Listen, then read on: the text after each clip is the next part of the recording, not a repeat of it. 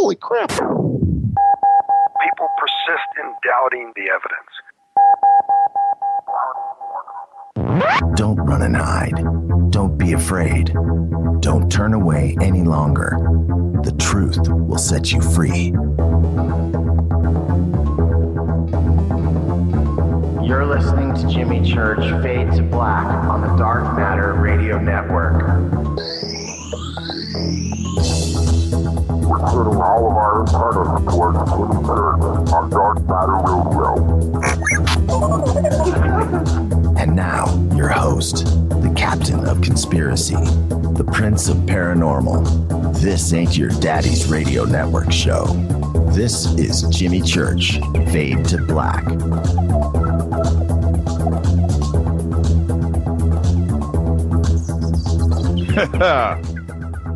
Oh man, oh man.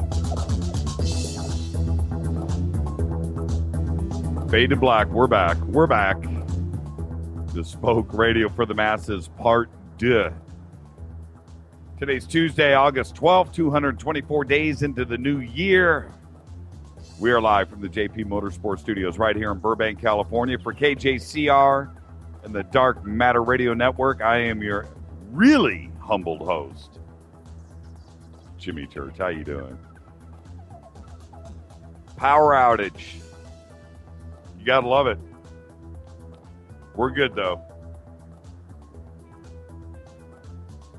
And you get to hear what happens when everything goes black in front of me and I have a heart attack.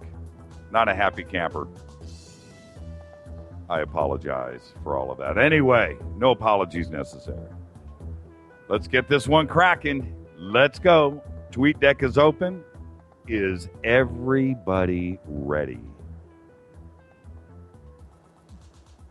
Big salute to the proud men and women in uniform all around the world, fighting the good fight for us. Without them, there is no me, there is no you, there is no us. Freedom of speech is put into jeopardy, including this show and your Twitter. Think about that for a second. I really need you to. All right, let's go. I'm geeked. Let's get this cracking. I'm looking at method of signaling. Yeah, man. You have to understand the studio. There's no windows. It's all sealed. It's dark. It's quiet. And when something like that loud happens, I freak. All right.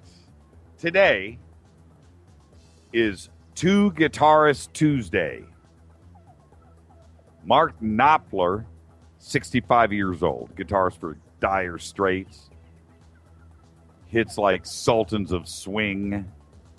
What was that MTV tune he did? Money for Nothing. Guy can play.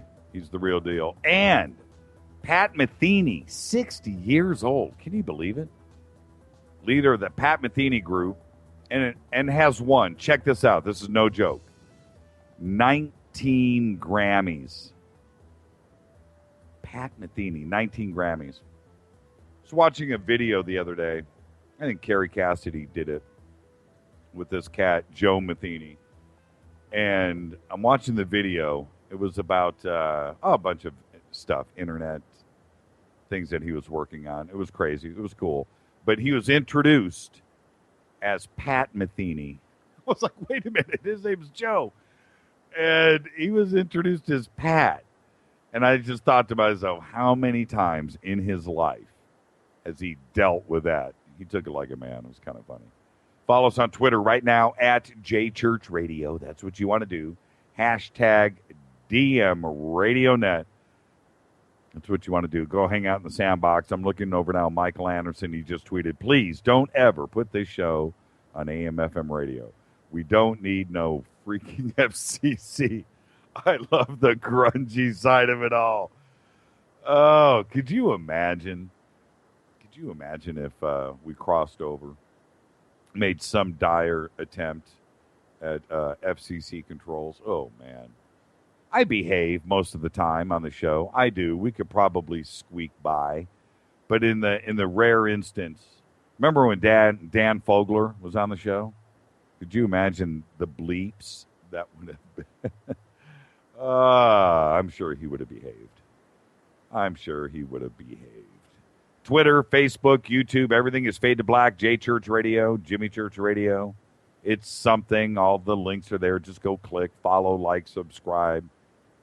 And exciting stuff going down right now. We will start to roll out announcements over the next couple of days, but there's some really cool things that are being worked on, and I cannot wait to start to share these with our fans.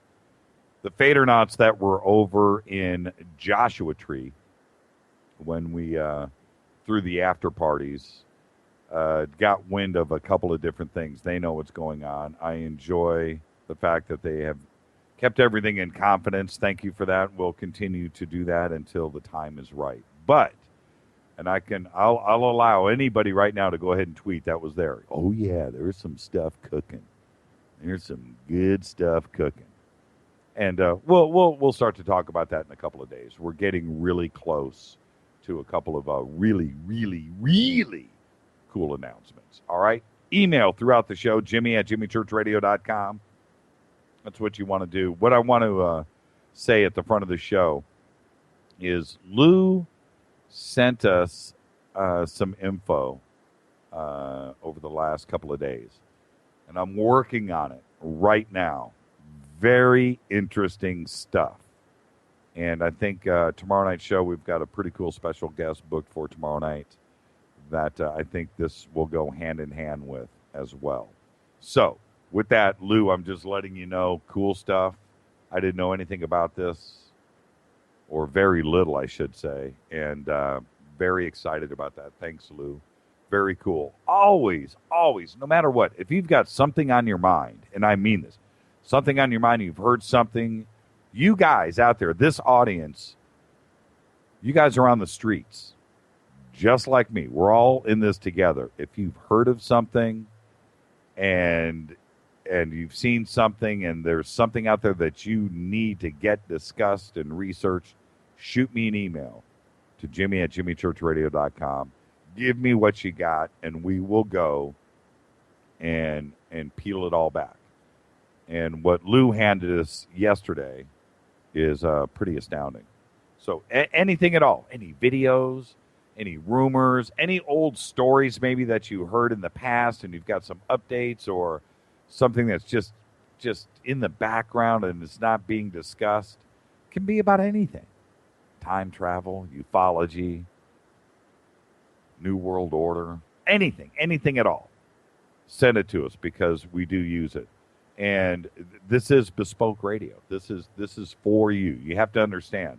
Somebody said, you remember there was a caller yesterday, and I think it was Steve or Jeremy yesterday that called in and said, church, where did you come from? And I gave the wrong answer. The right answer should have been, hey man, I am you. That's it. I am you. The only difference is I'm on this microphone. But I'm just one of you. Seriously, think about it. Look at it always in those terms. So if you've got anything, lay it on me. Jimmy@jimmychurchradio.com. You can also go over to the contact page at jimmychurchradio.com. Email us through there. Everything goes through the producers here, but it will get to me if it's good. After the show, I go back and I read it all. I try to reply. It doesn't matter. If there's 100, I'll take the time and I'll reply to everybody. All right, so do that. Jimmy@jimmychurchradio.com. Still, Contact in the Desert. It's amazing how people are talking about this. Just an amazing event out there. And it ended yesterday, actually. We left on Sunday. I think Stephen Greer last night did his Contact out there on the main stage, and I'm waiting to hear what happened with that.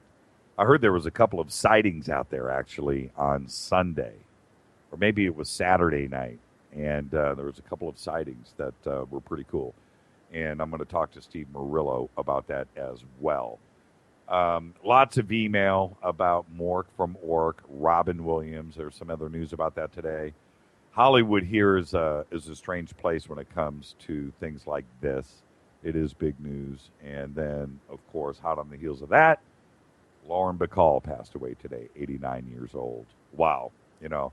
And somebody emailed me a few minutes ago, okay, this kind of stuff happens in threes. And it always seems to, doesn't it? Wow, kind of a morose thought. But Robin and then Lauren Bacall today. Wow. I didn't know this. She was married to Frank Sinatra? I don't know how that just slipped past my memory, but it did. Again, keep the guest requests coming. There is somebody listening right now to the show that contacted me yesterday, and we talked about a couple of things. And then today, which is hopefully leading into tomorrow, we got a really cool guest coming on. Totally excited. Hasn't been slam dunked yet, so we won't want to say right now who it is. It's going to be so cool. Emails, normally I would take a quick break here. I did want to say this. Let me see here. Hold on. Where is it? Here it is right here. This came in from Demian. And he says, when I said, what was everybody's favorite Robin Williams movie? Mine still is. It will always be Club Paradise. This is one of my favorite movies, period. But he says this. He said, would have to be Hook from 1991, both as a kid and still today. My favorite scene is where Captain Hook is going nutty, telling Smee he's going to off himself. And that was a great scene, actually. Also, had you heard the rumor that Robin wasn't cast as Jack Torrance in The Shining because they said he was too scary or intense? I had not heard that. And I thought The Shining was way before Mork for Mork. And I've got to check that out. That was an interesting thing to comment in an email. But he goes on, I've got to mention What Dreams May Come, 1 Hour Photo, and Good Will Hunting. And before I move on, and we have Clifford here in just a few minutes here at the bottom of the hour. What Dreams May Come was one of the movies. That's a hard movie to watch, period, no matter what. But we always wonder, don't we, what heaven would be like. And for me, What Dreams May Come sucked me in. The way that it was done, the way that the images were done, the special effects was really cool too. But ultimately, it comes down to the script and, of course, the actors. But the way that movie was done and the way that Robin played that role, we believed it. And What Dreams May Come, I think for all of us, I think 10 years from now, 20 years from now, that's a movie that will always stand on its own. And I think that's a remarkable movie. And for Robin, today it's all the talk here in Hollywood. I understand why. But thank goodness we have an entire library of stuff that we can always go back and watch. I was watching CNN right before the show, and Wolf Blitzer said one thing, and I'll quote him. He said, look, the thing, insomnia, I see that. It was pretty amazing. The thing is about Robin, the reason why I think it's affected so many people is for our generation, we were able to see him from the very, very beginning. From the 70s to the 80s and 90s, the 2000s to today, the teens. We were able to see all of that and watch him grow up, mature, and just go from funny guy to a pretty, pretty serious actor. And it's really affected Hollywood right down to its core. So, again, we're not going to do a Robin Williams show today. I'm just letting you know Hollywood has been affected. And there you go. All right. Our thoughts are with his family. I just can't imagine what they're going through. Okay, keep the guest requests coming. You must. Examples of everything. Remember last night we started talking about Clifford Stone. What did I say? And what did we do today? We did this for you guys. Clifford Stone will be joining us in just a few minutes at the bottom of the hour. Totally excited about it. I'll say this. The team here had posted today on Facebook, on the fan page, that I was talking to Clifford today for a couple of hours. And I did, twice, 2 phone calls. And we talked and talked and talked and talked. So much so, and covered so many subjects, that I did something that I never do. I had to sit down and start taking notes. And I kept telling Clifford, you got to stop. We got to save this for the show. Oh, don't worry about it. I'm like, oh, man. So I sat in here and took notes during the conversation with Clifford today. It was absolutely extraordinary. And I promise I will do my best to take that personal conversation with Clifford this morning, capture it, bottle it up, and release it out tonight into the ether, because it was absolutely incredible. You do want to follow us on Twitter at JChurchRadio, hashtag DMRadioNet, at JChurchRadio. Come hang out with us. Come hang out with me. Everybody here at Fade to Black. It's always a fun night, and I promise. All right? So tomorrow night, open lines. Tomorrow night, special guest. And then Thursday will be open lines Thursday. I will open up the lines tonight. And if you want to come out and hang out with Clifford, get a couple of questions, we will open them up in the third segment.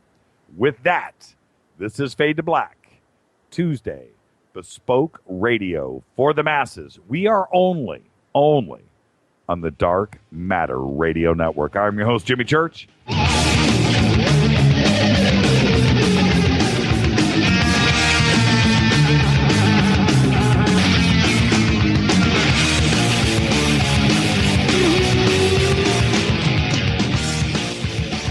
All right. Fade to Black.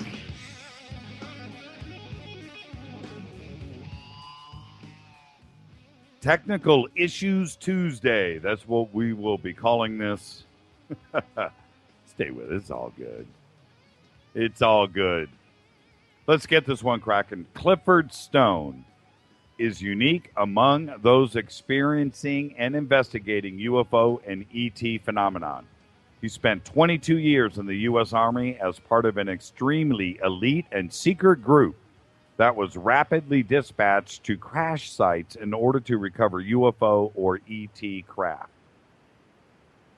bodies, artifacts. Since his retirement from the Army, he has devoted his time to a diligent Freedom of Information Act search of government archives. He maintains that we have knowledge that intelligent life is visiting this planet in craft capable of traveling distances of many light years very quickly, effectively bypassing acceptably known physics. Tonight, we're going to discuss his recent research into Thailand, Vietnam, and other Freedom of Information Act documents concerning UFO disclosure. And right now, I'd like to welcome to the program, live from Roswell, New Mexico, Clifford Stone. Clifford, how are you, sir? Fine. Thank you kindly, sir. Is everything good? Yes, sir. Now, Clifford, just before, and like I said the last time you were on the program, and welcome back. Okay, that's all of the sirs that we're going to do tonight. They're now done. Okay, we can move on. Are we cool? Say thank you, sir. Thank you, sir. But remember, it's a hard habit to break. I know it is. It is, and the amount of respect is mutual. It goes both ways. And it's funny. I did tell everybody today at the front of the show about you and I talking today all day on the phone. Had one of the best conversations. It was awesome. It was great. And you know what? Maybe we should have just taped that, and then you and I could just be relaxing right now. We could have just played the tape, and nobody would have known any, and it would have been great. And you and I could have just laughed, and maybe even just talked on our own tonight on the phone while the other show was going. So, but it was great. That was a good conversation today, wasn't it? Absolutely, sir. So, we've got so much to talk about. And the last time that you were on, and I think we talked about this earlier today, the last time that you were on, we went all the way back to the beginning for you throughout your life and how you got involved in this and then going into the military and everything. We can certainly do that again tonight for everybody out there. But we have so much to discuss tonight. I just kind of want to do an abbreviated version of that. Were you drafted? How did you get into the Army? Actually, I tried to enlist at Fort Hays there in Columbus, Ohio, and I was rejected for military service. But by this time, we went over in the last program. I'm quite sure they knew that I already was having contact with our visitors.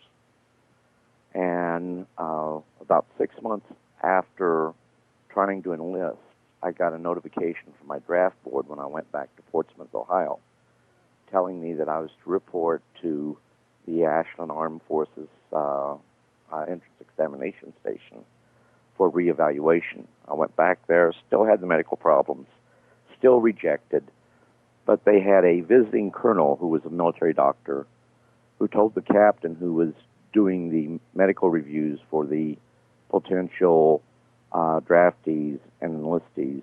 Right. They went ahead and he told him, take your family, go to Camden Park. I'll finish all this up this afternoon. When he got me in, and he saved me to last, he went ahead and hit up on my patriotism, if I may say that, saying, you know, you don't really have to go in, but if you really want to go in, I want to help you. And I said, I really want to serve. I said, you know, there's a lot of people who don't believe in the Vietnam War. I have mixed feelings about it, but I want to serve my country. And he says, well, if you get in, anytime you want out, all you have to do is tell them about your medical problem. But that's good only for the first 179 days. After that, you're locked in. And I said, you get me in, I won't get out. So I went in, and when I got in, I went through basic. When I went to AIT, immediately things started to happen where people having interest in UFOs within the intelligence community started to approach me on, we just ran into one another. Like there at Fort Jackson, the post headquarters, which I had to go and clean nightly. We had a person there who showed me many, many things. And I was concerned because I knew what top secret meant. At the time, I had no idea what the other words following it meant. But I went on to my first duty station, and that was Fort Lee, Virginia, 36 Civil Affairs.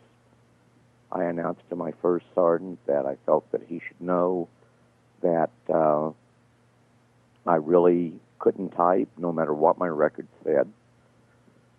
And he took my records in to our company commander, and the company commander came back out and said, First Sergeant says you can't type. I said, no, sir. I said, I really can't. And he said, okay. And he said, what's the color of the uniform you got on? I said, green. I couldn't understand why he was asking that. And I asked him, I says, well, it's green, sir. Why? Oh, I just want to make sure you wasn't colorblind. So the decision was made. I was going to Fort McCollum, Alabama, to the NBC school, 3-week course, to be trained as a unit NBC non-commissioned officer. And NBC at the time stood for Nuclear, Biological, Chemical Warfare. Went there, did my 3 weeks, returned to my unit, and I was immediately put in to the unit as the full-time unit NBC/communications non-commissioned officer. Right. Over the course of time there, within that first year, several things happened. One, I went ahead and took my OIC to our NBC Quick Reaction Team to Fort Belvoir, Virginia. I was his driver. there. We witnessed some film footage, which me and the other airmen that stayed behind, when all the other drivers went to the snack bar to get something to eat, we had sack lunches. I wasn't a rich person. I bought a sack lunch with me from the dining facility there at my unit. Right. And we were outside and decided, okay, let's go inside because it's going to be cooler on the inside. We went in, we went up to the balcony, and there was plexiglass there where we couldn't hear what was being said down on the floor. But we noticed these films showing what you would have typically called UFOs, dish-shaped, triangular shape, cigar shape, with no visible control area on the cigar-shaped UFOs, meaning there's no fins or anything that would control it in flight. Then we saw what you would typically call alien bodies, both living and dead. Well, we thought we were connoisseurs of science fiction charanda as far as films went. Right. So we tried to identify what films were these in. Right. And we couldn't do that. All of a sudden, we knew we had people behind us. And using language that I can't use on the radio, they let us know of their displeasure about us being there. They very hurriedly, even pushing us down the steps, out the door and into this van, which was a panel van, into the back, shut the door, no lights, no nothing. And of course, the airman and myself was trying to figure out, wait a minute, what did we do wrong? Now, I believe the intent was that we were permitted to go inside there. I don't know if the airman had any experiences, but I knew about my background. And I do know that was the first step in getting me to consent to be a part of something big, something going on with UFOs. Anyhow, they went ahead and took us to a one-level building way out in the sticks there at Fort Belvoir. And we were put into a little room, and I always say that the light bulb in that room was about a 25 watt. It was real dim. And they came and got us out of that room, took us to another room. In there were two people who did the interrogation of myself and the airman. One person sat in the corner with a clipboard and just took notes, never said a word. But they asked us over and over and over again, what did you see? What do you think you saw? Right. What were you doing there? Right. He wasn't supposed to be there. And we tried to answer the best we could. But then they would let us go back to the room and tell us to rest and then have food brought to us. Well, we'd go back, and 5-10 minutes later, it was back into that room again to be interrogated more, and that'd go on for 5-6 hours. Then they would take us back to our room and tell us to rest. Well, they made sure we drank water, but they didn't really care if we didn't eat or not. And I can tell you, neither one of us had. We preferred sleep over eating, so when we went back and we would try to lay down, it'd be 5-10 minutes later, they would come and pick us up, take us back to that room, and 5-6 hours more interrogation. On the third day, the airman finally said, I didn't see anything. So the ones that were doing the talking looked over at the man sitting in the corner with the clipboard. He nodded his head affirmatively, and they told the airman, okay, we're going to let you go. You have to sign a non-disclosure statement, unlike the normal one. It's classified in nature. But if you ever say anything about what took place here, what you saw, we will be seeing one another again. Well, it worked for him. He's gone. I go ahead, look up and say, hey, look, I'm with him. I didn't see anything. They smiled, looked over at the guy with the clipboard. The guy with the clipboard smiled, looking back at them, and nodded negatively. So for the next 2 days, I went through the same thing. Finally, late in the evening, on the fifth day, which was on a Friday, they went ahead and told me, okay, you signed the non-disclosure statement, and you go back to your unit, and none of this took place. You are to never mention this. Well, naturally, I agreed. I went back. When I got back, the first thing I wanted to do was go to bed. So I went ahead, went to my barracks. We had bays at that time. We didn't have rooms like they have nowadays. But I went, laid down, went to sleep. Next morning, which was a Saturday, the charge of quarters came and said, you're wanted in the first sergeant's office. So I got up, went down, no one's there. And he told me to wait there. Then a non-commissioned officer, an NCO, came out, and he was the duty NCO, and said, a couple people want to see you in the commander's office. So I go back there. It's the same two guys who was questioning me all this time. And they immediately started to say, well, we are investigative agents, not CID, not MPI, but investigative agents. That's very crucial if anyone knows anything about the military as far as what the Criminal Investigations Division is, military police investigators. But they go ahead and say, we need to know where you were for 5 days. And I said, I was doing my duty, trying to avoid answering what was really going on, feeling that they knew. And they said, that's not good enough. We need to know. You've been gone. They're going to charge you with being AWOL. And, you know, I'm just a kid of, 19? And I'm wondering, what's going on here? Why are they trying to destroy my life? Finally, I said, look, you guys know where I was at. You were there. And the one guy that was going to be playing the bad cop immediately goes ahead, starts cussing, and pulls out his pistol. Now, he really doesn't point it at me. He just waves it around in the air and immediately tells the guy that's going to be playing the good cop, saying, I told you we should have went ahead, had a training accident. This guy is not going to be able to keep his mouth shut. And at this stage, I'm pretty speechless. I mean, what's going on here?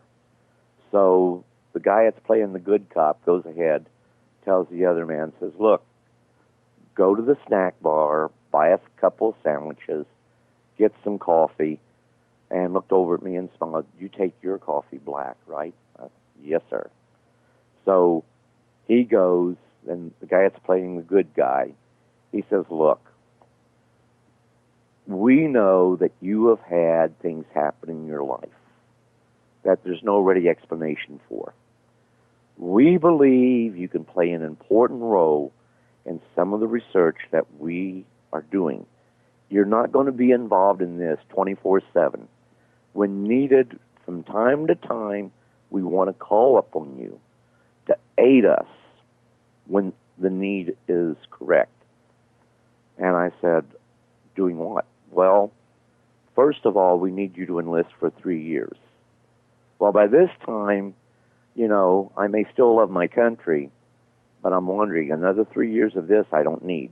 Right, you're young. And I'm thinking, well, you know, I don't know. I have plans for my life. And said, well, you know, you wasted a lot of government funding.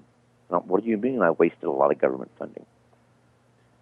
Well, for the last 6 months, you've been here, you're in the Army, but your DD Form 4, your enlistment contract, says you were supposed to be in the Air Force. I said, no. I said, you know, there were reasons. I said, I want to go in the Air Force, but for reasons I couldn't enlist. But you did enlist, it says here. And I said, yes, but there were reasons. Oh, the medical problem. Oh, I understand. Well, I'm glad to see that you really want to serve your country. Now your country's calling on you. We want you to serve. Only, since you're not in the Air Force, we still want you to help us from time to time in things that you have a very deep interest in. And what is that? And he broke down and told me, UFOs. And I'm sitting back thinking, no. With all that's happened to me in the past, What year was this? This was in 1969. Exactly. Okay.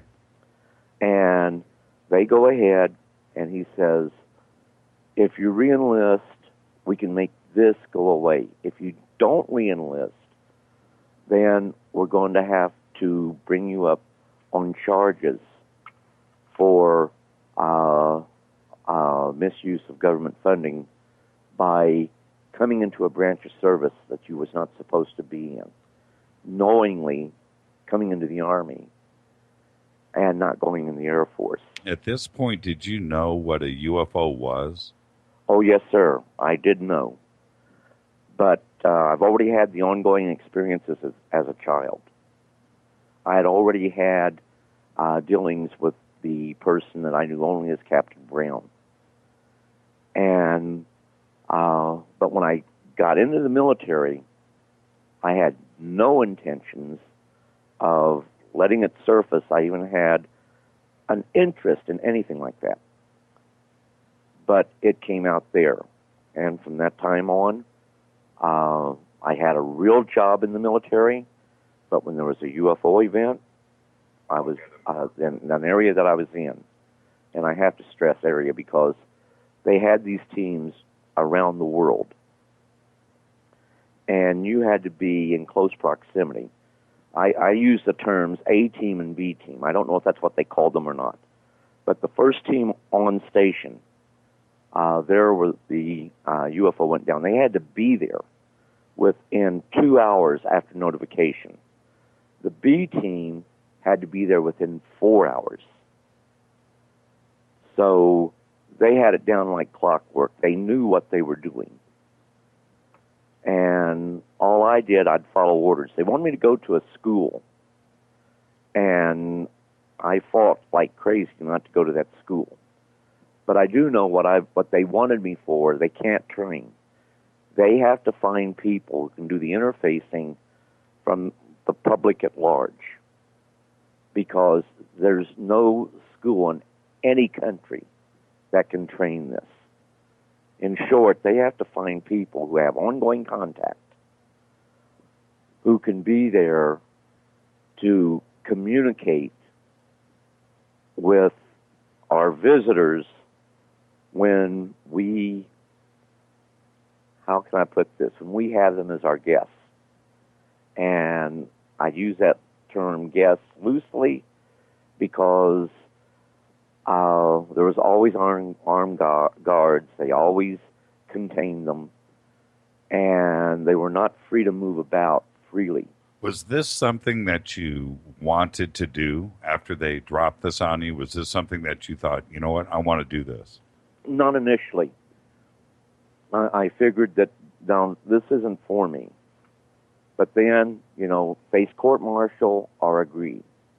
And they told me, says, look, at the end of the year, it's all coming out. And, of course, they had the Condon Committee going on at the time.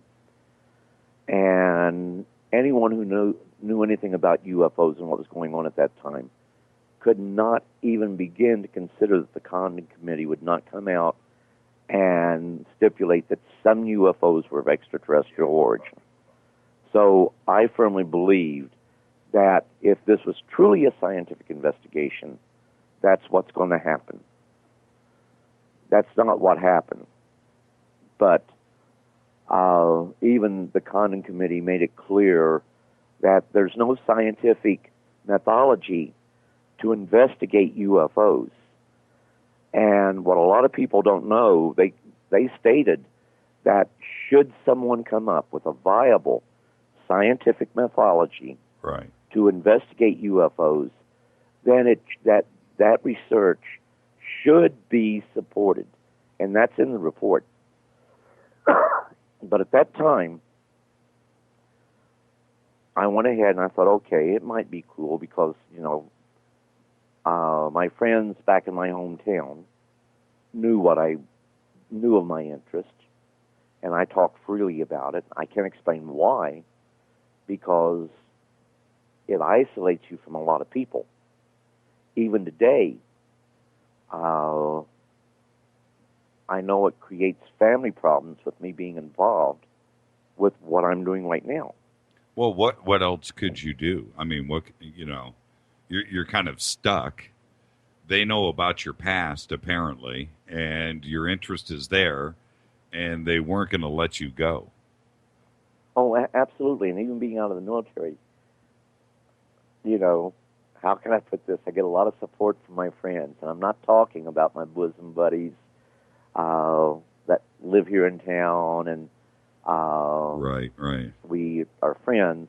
I'm talking about folks who come here and still want information that's within the government. And my wife is more aware of this than my kids. My kids were here when unusual people showed up. And we had my kids went and Clifford, let me jump in. What do you mean when unusual people showed up? What are you referring to?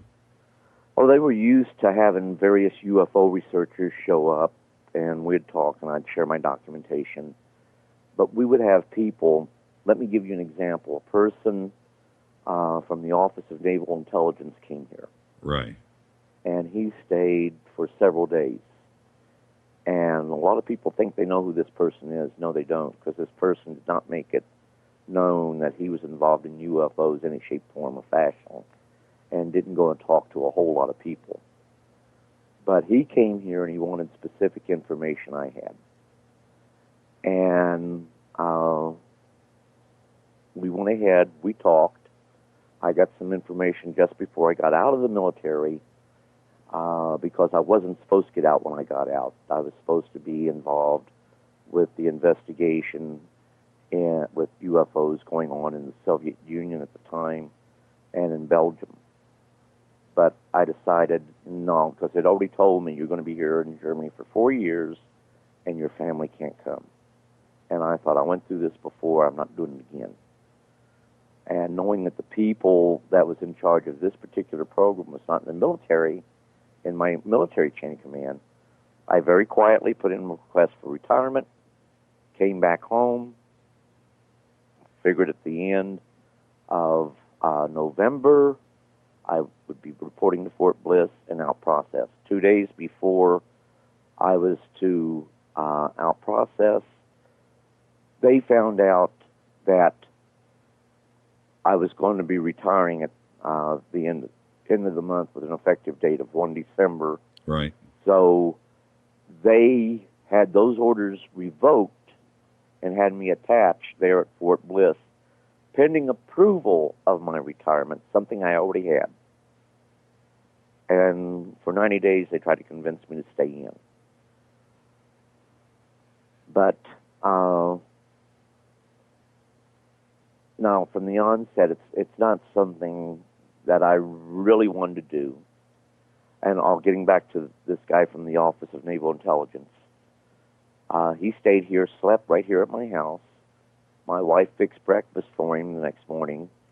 Then finally, I asked him point blank, I want to know who you are and why are you here to visit my husband? And he says, I gave you my right name and my rank. And he pulled out his credentials to show he was with the Office of Naval Intelligence. He says, but your husband knows certain things that his country is involved in and is very interested in. So I need to query him to get specific answers about things that maybe he doesn't even know he's aware of. So that's why I am here. That's why we've stayed up late at night going over things. there's things in this briefcase I can't show you. That's why we tried to get all of you out of here while we were going through this, meaning my wife and kids. Right. So my wife went ahead and talked to him. I gave him a couple T-shirts, UFO-type T-shirts. Then my wife went ahead and gave him some Christmas ornaments because she worked at Christmas by Krebs, and they make Christmas bulbs. And he told my wife, says, I promise you this year, these Christmas bulbs will be on the tree in front of the White House. And she didn't ask questions because she was used to having these things happen.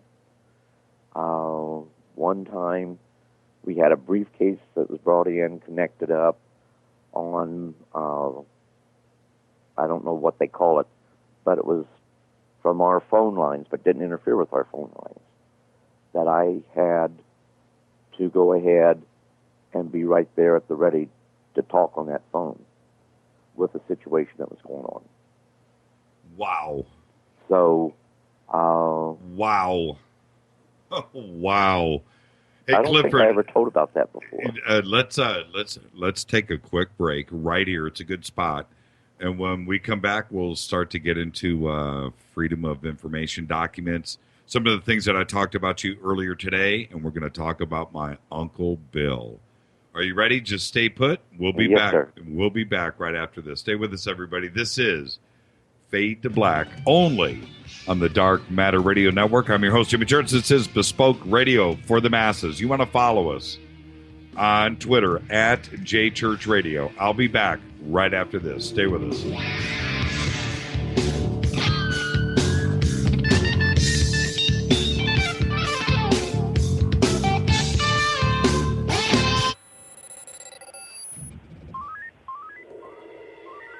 Way out here, we listen to Jimmy Church on the Dark Matter Radio Network. Dark matter. Dark Matter, Dark Matter, Dark Matter, Dark Matter. You're listening to Fade to Black On the Dark Matter Radio Network. ¿Qué tal, mis amigos? Yo soy Mario Carson, el tiburón, y los invito para que escuchen a mi buen amigo Jimmy Church Radio. ¡Claro que sí! Oi, oi, I'm Reese Evans. You're listening to Jimmy Church. This is Revolution. The revolution will not be televised. The revolution is on radio. Ciao.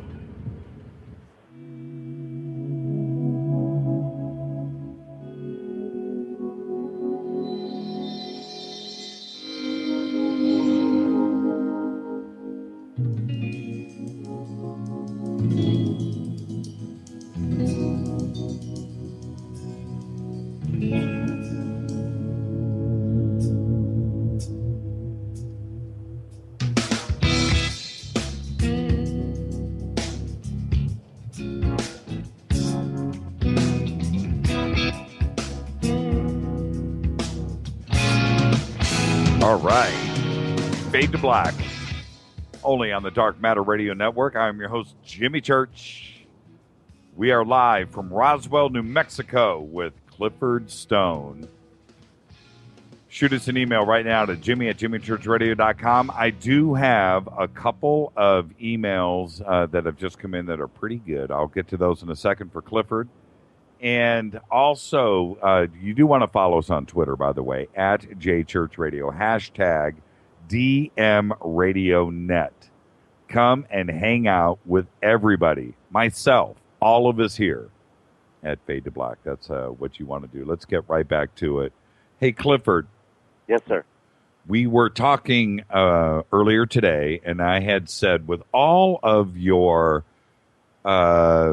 Vietnam research and everything that you had said, not only on this last show, but you've been talking about this for years, with all of your Freedom of Information Act documents, and you had sent me a pile of stuff, and it was, well, frightening is the right word, but also enlightening is the other word. And one of the things that you had pointed out, and I'm setting the stage for this, so bear with me. One of the things that you had pointed out was how all of the reports about encounters that they were having over in Vietnam, they would use the code word copters, enemy copters in their reports when they were referring to UFOs. And one of the things that you had pointed out was that, the North Vietnamese didn't have any helicopters.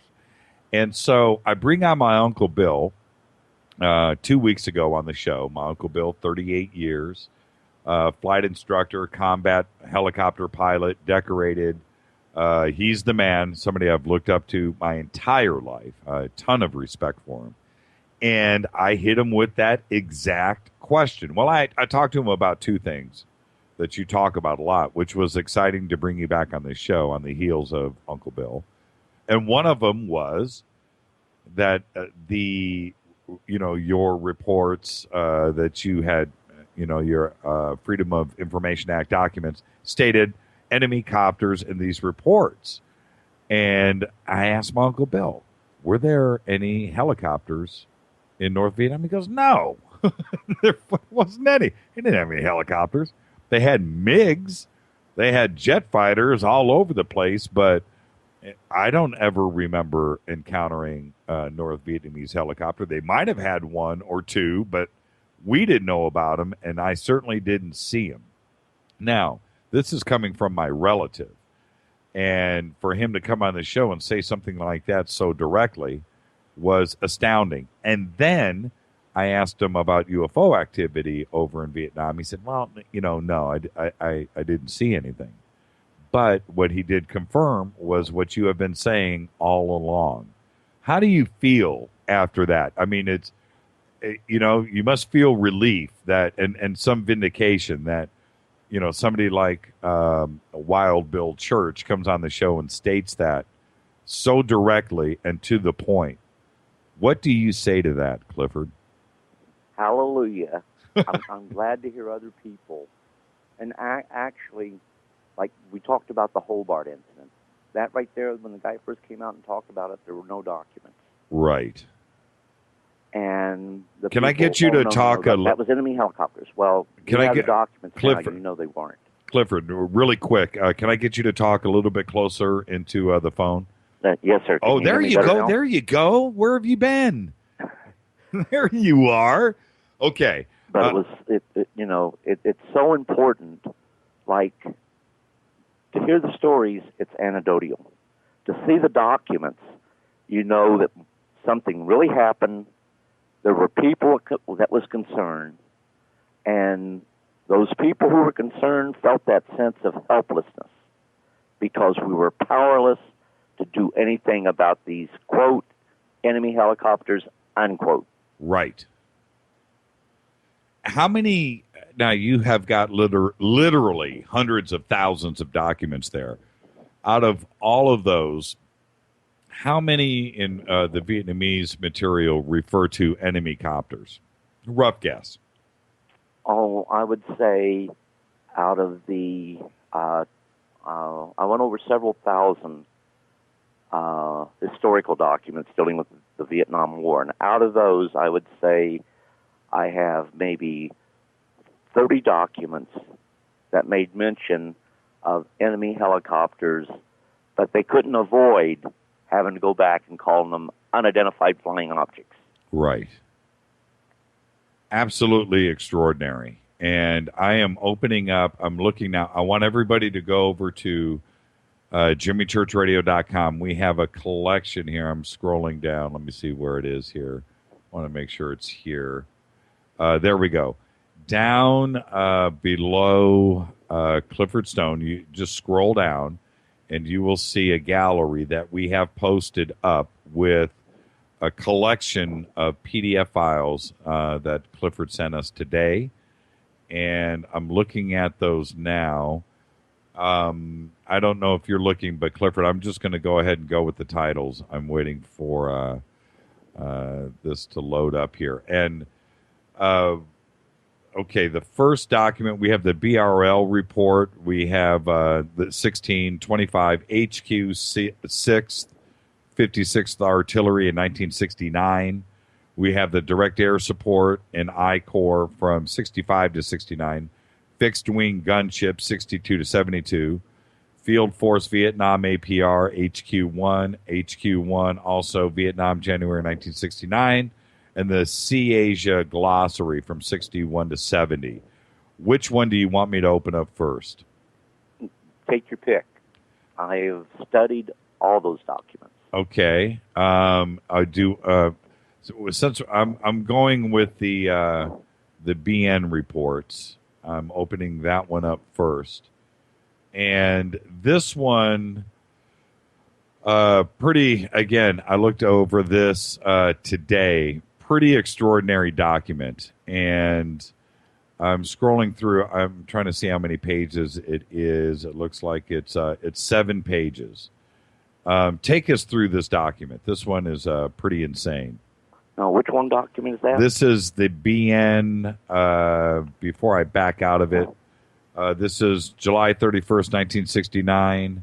Operational report, lessons learned, headquarters, 6th Battalion, 56th Artillery, period ending 30th of April, 1969. Well, that's making reference to our efforts in 2 Corps area to try to use Hawk battery radar and some laser-guided radar to try to identify the, quote, enemy helicopters, unquote, / unidentified flying objects.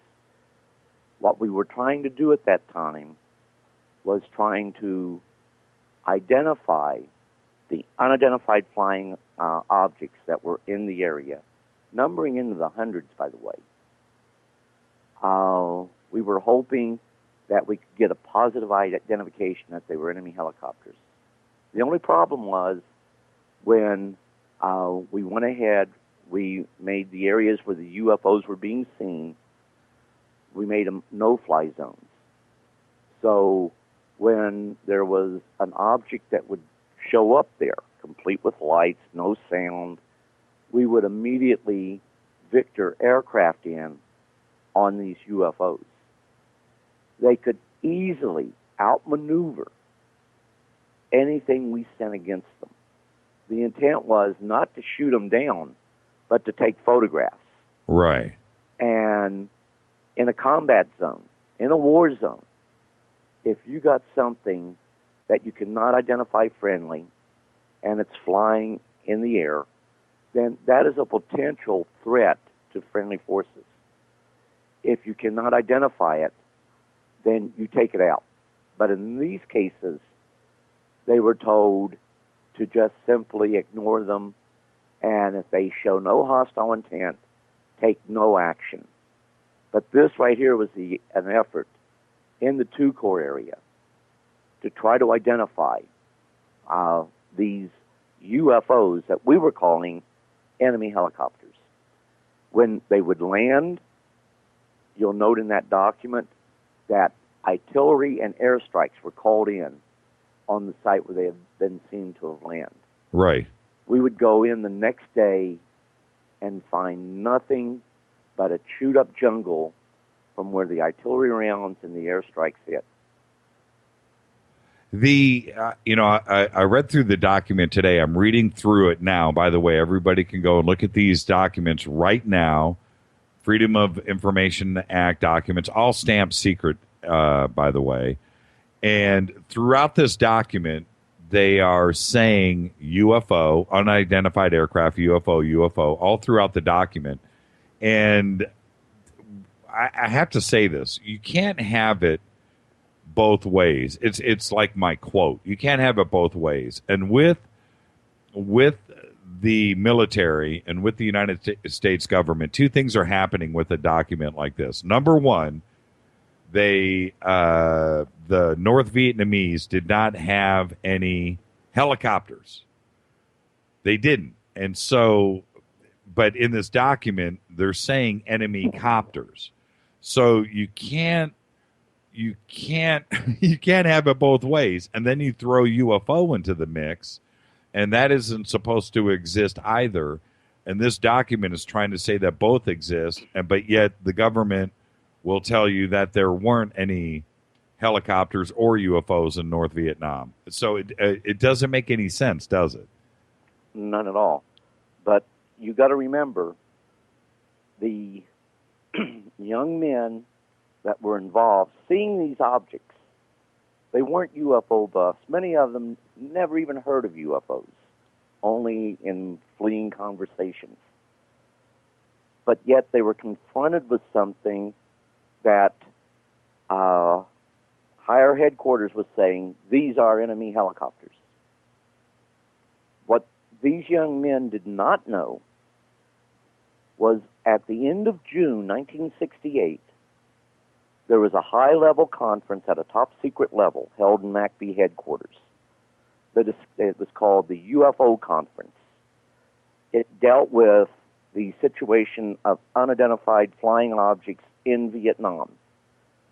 As a result of that meeting, which was attended by officials from Washington, D.C., I'm not going to tell you the NSA, the CIA, the NRO, and several other agencies, but they went ahead and stated, okay, the RCS, radar cross-section, doesn't conform to any known helicopter that we know of. Their actions sometimes appear to be helicopter-like. The one thing they forgot, and even the people at the DMZ, were some sailors were killed, Australian sailors. In that incident, they saw the lights. When the fighters showed up, the lights didn't go out. They got radar lock on. They fired radar-guided missiles, but they didn't hit any of the objects. The objects didn't go away. They were doing less than 100 miles an hour. They stayed in the area, but given all the ground fire at these lights and the fact that aircraft engaged them, nothing was shot down. I'm looking at, what they fired, how they fired. I'm looking at this, and it's Hawk missiles, everything that they've lobbed at this, and then they go out into the jungle, and then there's no aircraft there.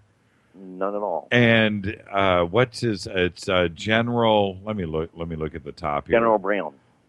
Kenneth Wickham. Kenneth Wickham, this is by order of the Secretary of the Army. Kenneth G. Wickham, Major General, USA, the Adjutant General. And it's a pretty extraordinary document. And I don't know if all of this is supposed to be covered up. How does a document like this, and others too, slip through the cracks so we can actually access this with an FOIA request? Why would they allow this document to get out? Because it's an extraordinary read. Well, there's a requirement that classified documents at certain periods of time be reviewed for declassification and release. And with these particular documents, they felt comfortable that nobody would ever see these documents because these aren't UFO documents per se. They were the history of units in Vietnam. So if you go in and try to ask for UFO information, they'll give you what's been released to date, but these documents wouldn't be included. The Defense Technical Intelligence Center just recently, within the last 5 months, as a result of me getting those reports, three of those are now on their website. If you type in the word unidentified flying object, don't type in UFO or they won't show up. Right. But if you type in unidentified flying object, 3 of those will show up. The only way I was able to gather this information was going and reviewing all those documents, that numbering into several thousand documents, going from, say, 100 pages to well over 200-300 pages. So it was time consuming, but I feel it was worth the effort. I'm reading. I'm reading. I'm going to read directly from the document. This is one of the paragraphs. It says, on the night of the 10th of April, 1969, while flying in the friendly intercept aircraft, the battalion commander, 6th Battalion, 56 Artillery, and several members of the aircrew observed a UFO with the outline characteristics of an MJ6 hook. Again, on the 20th of April, another aircrew sighting was made, and a UFO was observed that had the characteristics of, blah, blah. As of this date, no photographic identification has been made. That's an extraordinary paragraph. Yes, sir. To allow, just to go out in the public to interpret as we will. And how else do you interpret that? You can't. I mean, you can only read that one way. The enemy didn't have any helicopters. That's the first thing. Oh, I wanted to ask you. I asked you this earlier today. I'm going to throw this out. How many photographs, movies, maybe even some video back then, you never know, film, news crews, how many Hueys for the United States Army and Marines were filmed over Vietnam? Just take a wild guess. I have mine. Well, I concur with what you said earlier today. There's literally millions. Millions. How many photographs have you seen of a North Vietnamese helicopter? None at all. None at all. But yet we have piles of documents from the Army. Well, you got to remember that when it comes to UFOs, the good old standby is the good old helicopter. The overflights of October and November of 1975. What was the official stance? These were helicopters. Once again, we couldn't follow them to where they would land. We never made any arrests. And, it's a serious problem when you have a a helicopter that sets down in the ASP yard, which stands for Ammo Supply Point, sets down there, where you have nuclear weapons. I mean, that right there, it's dead reckoning. What's going on? You make arrests. You find where that helicopter goes back to. Well, the answer is real simple. The public had to be given an answer as to what these things were. Right. We chose to blame it on hunters and helicopters. Right. But all across the northern border with Canada, but only at nuclear SAC air bases. I mean, what were they hunting? Atomic deer or what? Right. And the whole situation is that there's no way even conceivable that were these helicopters, we would not have made positive identification of them being helicopters.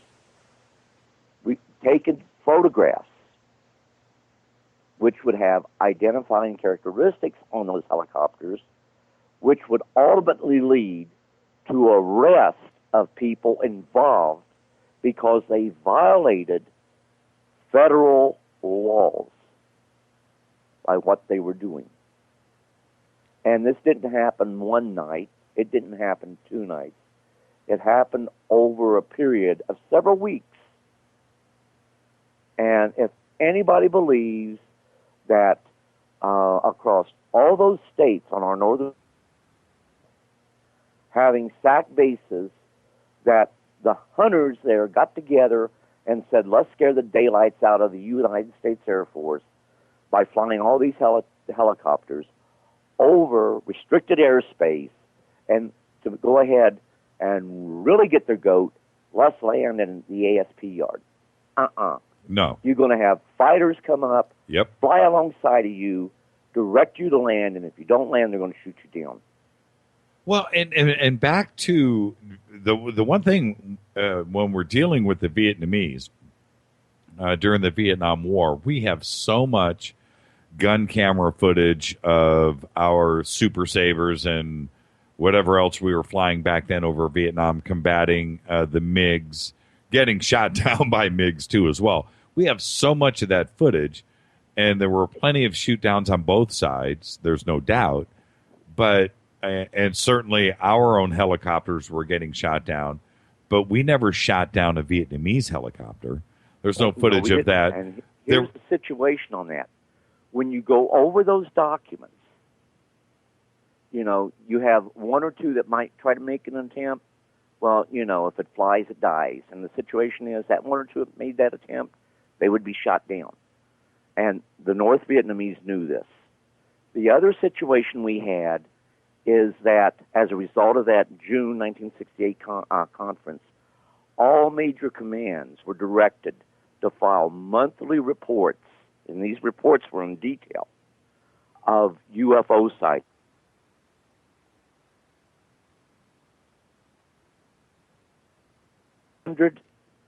To well over 2,000. And if the enemy had that many helicopters flying in Vietnam, it wouldn't have been where we just pulled out of Vietnam. We would have been militarily defeated in Vietnam. And I never questioned the capabilities of the United States military. And the situation is, if this was an earthly phenomenon of earthly origin, we would have answers, and we would have debris, we would have prisoners. Why?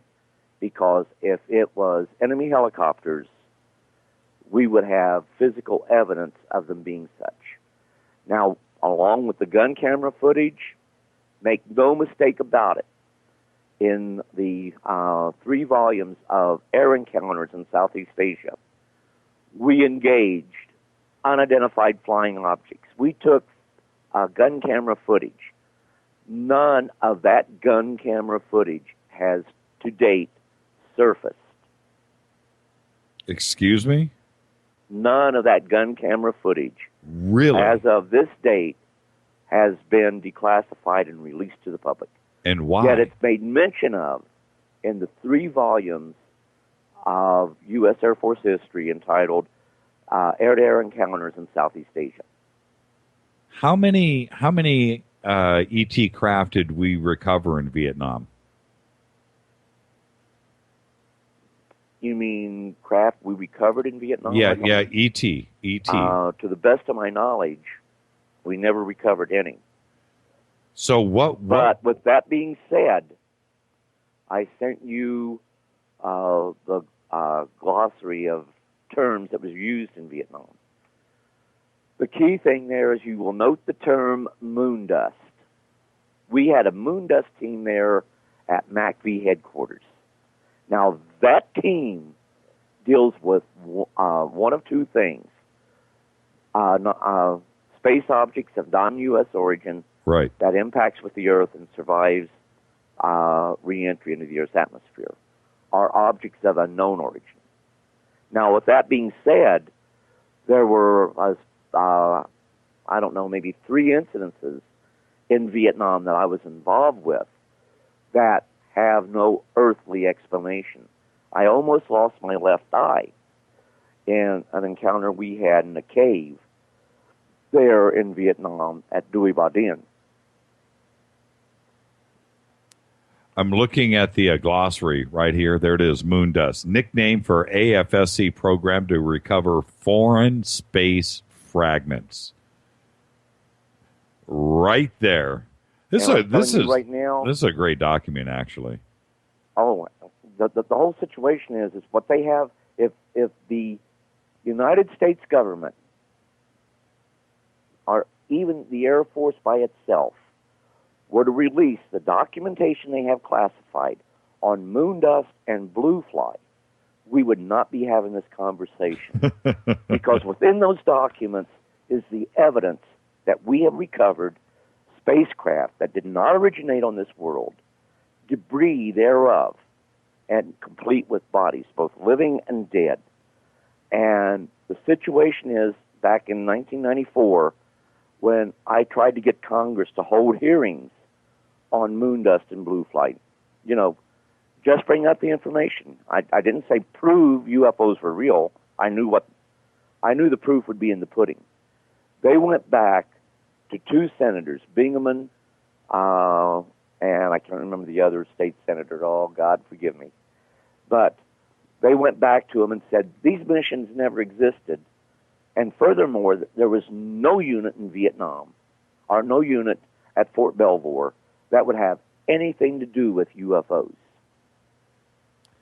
When I sent 23 documents back to these people, to the congressman, and I stated, I regret the Air Force chose to lie to you about the existence of moon dust and blue fly and that unit at Fort Belvoir. Here's proof that it was all true. Then they go back to the Air Force and they say, oh, those missions in that unit. Well, thank you, Sergeant Stone, for pointing it out to us. I honestly believe there are people in the Pentagon, people within the CIA, particularly people in the NRO, who will throw a celebration the day they hear that I have died. Oh, no.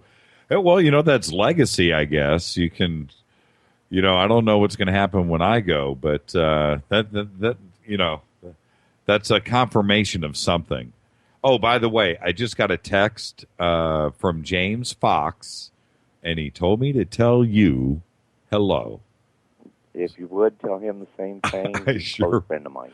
I sure will. It just came in.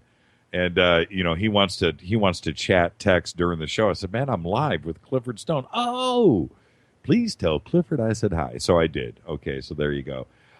Listen, Allison just tweeted in, Clifford. She says, how did you almost lose your eye in the cave? What happened? Make a long story short, and you know I get emotional, and you know why when I start talking about my personal experiences. But to make a long story short, we went to a place that they knew was there that shouldn't be there in Dewey Badian. And the NVAV, we had the top and the bottom of Dewey Badian. Everything in between was the turf of the NVA, North Vietnamese Regular Army, and the VC, Vietnamese Communists. But when we went there, there was this big opening, big cave. And, of course, you know, no NVA, no VC. They knew this was a taboo area on that mountain. We went into it, and as we went into it, went deeper and deeper. We got into where it opened up into a large room-like. Still inside the mountain, you could tell that. But it looked like a laboratory. So we went in there, and when we went in, we didn't see anyone. Everyone was wondering, what's this? Well, immediately I knew, wait, something isn't right here. Then there was this big pan-of-view-like window. Yet it wasn't a window. We could see the soldiers on the outside walking, and it looked like they were walking on thin air. And once we got so far back, our radios wouldn't work, so we set up a field phone, a 312, ran it outside to where the opening to the cave was, and we'd have a runner go back and forth, telling them certain things, like we told them, dig in that location where you're at. Well, we could see them digging. When the shovels went into the ground, it just looked like it was going into thin air. When they came up and through we saw the earth, you know. Wait, explain that. Explain that again.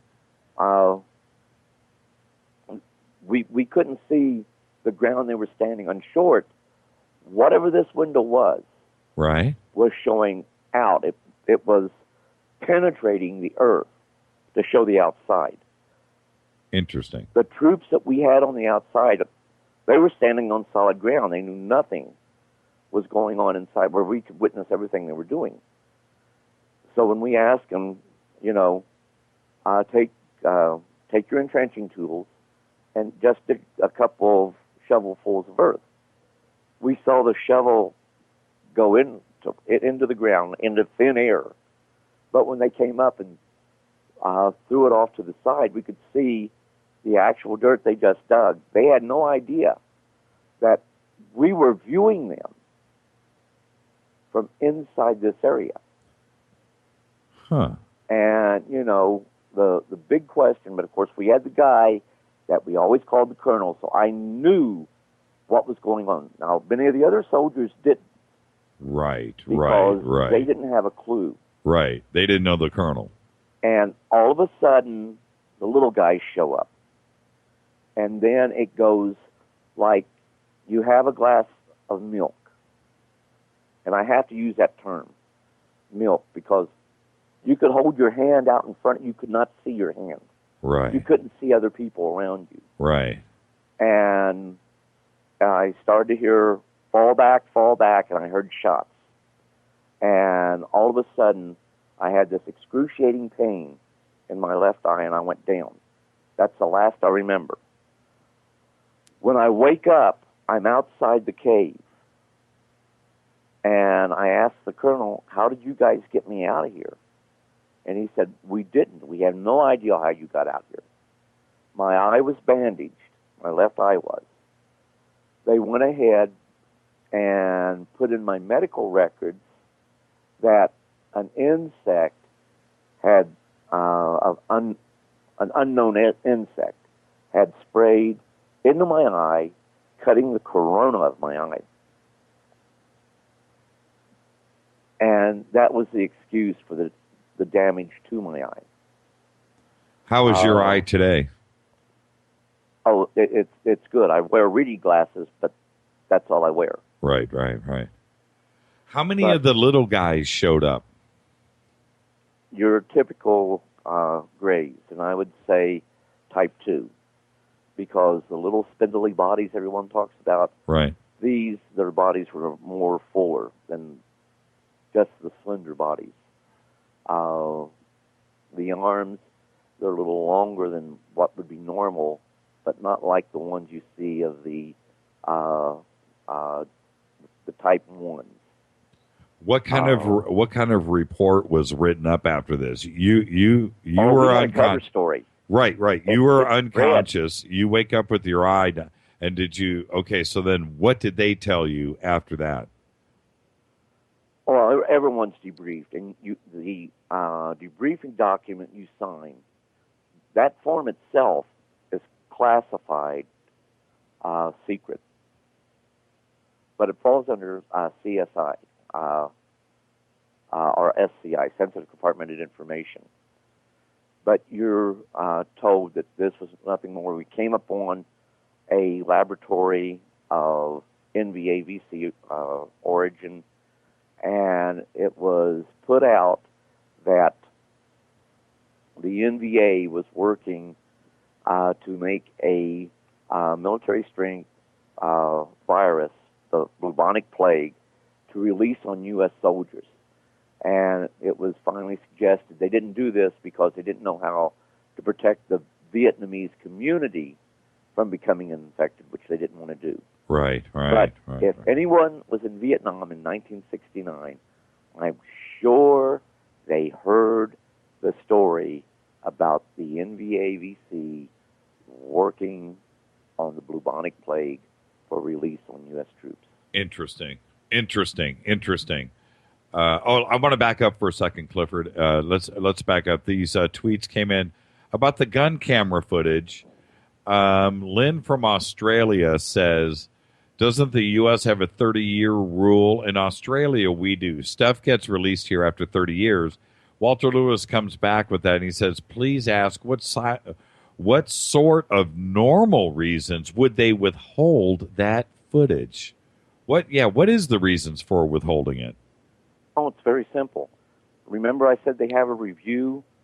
When Clinton got into office, he said if it's more than 20 years old and hasn't been reviewed, automatically it's declassified. No idiot in the White House can issue that type of instructions as far as the U.S. intelligence community is concerned. Many, many documents, and I would suggest even in foreign countries, and people may not know about this, many, many documents are not subject to mandatory declassification review. They are reviewed periodically to determine if the information is such that now it can be made public. When it comes to the gun camera footage, the problem they have there is that in a lot of this gun camera footage, you're going to say, whoa, wait a minute, that's no MiG. That's no known type of aircraft. And by virtue of the material itself and what it would expose, there's not been an event that would require its release. Therefore, it continues in its classification. Interesting. When you do the review, you make a decision, and particularly if stuff becomes compromised. There's several things. You do a security review if it becomes compromised. You keep it at the classification it is. You downgrade it. You declassify it. Or you keep it as it is, and you release an effective cover story. When they do, there must be a process here. There's probably two things happening. Number one, there literally must be millions of hours of gun camera footage that has never been seen or reviewed. You're right. Oh, absolutely. It's just removed. It's stored. It's probably not even digitized. It's on film and it's on videotape. Now, that's the first thing. Now it's all hard drives. But back then, so everything is stored. It would require human intelligence to look at the footage itself and determine if it needs to be released. That would take forever. It would take tens of thousands of people, tens of years to go through everything to get it released. So it must just sit there until somebody like yourself requests a certain specific piece of film that they would pull out of the library, pull out of storage, then review it and see if it is releasable. Am I correct? This is true. And what a lot of people don't understand and don't know is that normally, the military services would do their own analysis of the gun camera footage. But when it involves UFOs, and I make a big kick on this because now I can talk about it because the documentation is out there. The National Reconnaissance Office was a standalone unit. It was so highly classified that the only people who knew about it was by name, and at times even vice presidents were not privy to the knowledge of its existence. They operate their own National Photographic Interpretation Laboratory. All genuine UFO footage goes there. They do the evaluation, and it's like a black hole. Once it goes in there, it doesn't come out. Right, of course. And they even were involved, as we talked earlier today, with the space program about the astronauts, not wanting them to make any indication that they were seeing UFOs in space. They couldn't go and tell the astronauts not to do it because they were worried about that would expose the NRO. So they went through the CIA, asking the CIA to ask the NASA to tell the astronauts, don't blurt it out if you see a bogey in your 10 o'clock position. Right, of course. When they went, NASA went and says, look, you see something unusual, wait till you're on a secure line and tell us about it. Try to document it. But don't blurt it out because people get the wrong idea. And we might expose certain intelligence dealing with some of our spy satellites we have up there, knowing there's no way possible because the orbital patterns that they were in were dramatically different than those that we sent manned missions on. But yet that was the excuse. And they were comfortable with that for a little while. But human nature being what it is, you see something unusual, you don't think, okay, Directive 101 says don't say anything. you immediately, excuse me, but NASA, do you have any type of space debris in our 10 o'clock position? You know, now somebody knows you're seeing something. Right. So the NRO went and orchestrated an additional 7 seconds from the time that the communication came back to Earth and was aired over national TV and radio, so that if an astronaut said something that may be taken in the wrong light, they could immediately have technical difficulties. And it was the NRO that did that. And it doesn't, you know, radio waves are at the speed of light. There isn't a 7-second delay from Earth orbit to here. I don't even know what it is from the moon to here, but it's not that big of a deal. And well, light travels at 186,313 miles per second. Right. And the last time I checked, that's 200 miles up. This is a good spot to take a break. And when we come back, I'm going to go through a couple of emails, a couple of questions that we've got that have just come in. And I want to talk about Hobart. And we'll get to that. And also Lunex. These are my notes from earlier today, too, as well. And so let's take a quick break. I'm actually looking for, you know what I want to do? I'm going to play a Space Oddity by Space Boy. So we're going to play this really quick. We'll take a quick couple-minute break, if you don't mind, Clifford. And when we come back, your emails. And then, you know what? We'll take some calls, too. How's that, Clifford? That'd be fine, sir. All right, let's take a couple minutes. This is Fade to Black, only on the Dark Matter Radio Network. Shoot me an email to jimmy@jimmychurchradio.com. We'll take your calls. Also, follow us on Twitter @JChurchRadio. I'll be right back. Stay with us, everybody. Do not touch that mouse. Little Space Boy for you. Ground control to Major Tom. Commencing countdown, engines on. 4, 3. Check ignition, and may God be with you.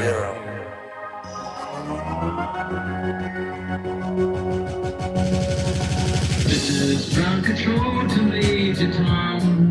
You really made it great. And the papers want to know who shirt you wear. Now it's time to leave the capsule if you dare. This is Major Tom, the ground control. I'm stepping through the door. And I'm floating in a most peculiar way.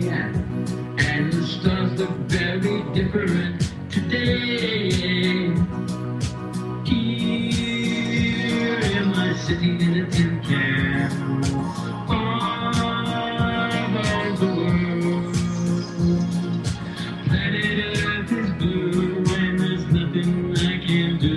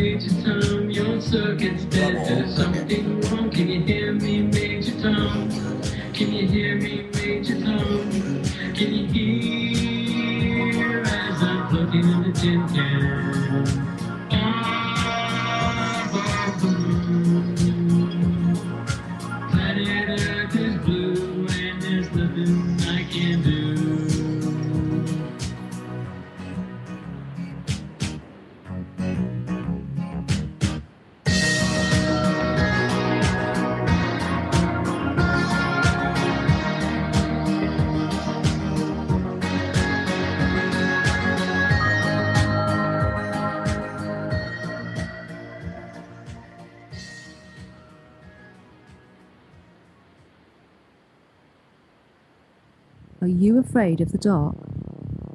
Don't move. Don't touch that mouse. You are listening to Fade to Black, bespoke radio for the masses, on jimmychurchradio.com. Yeah. All right, we are back.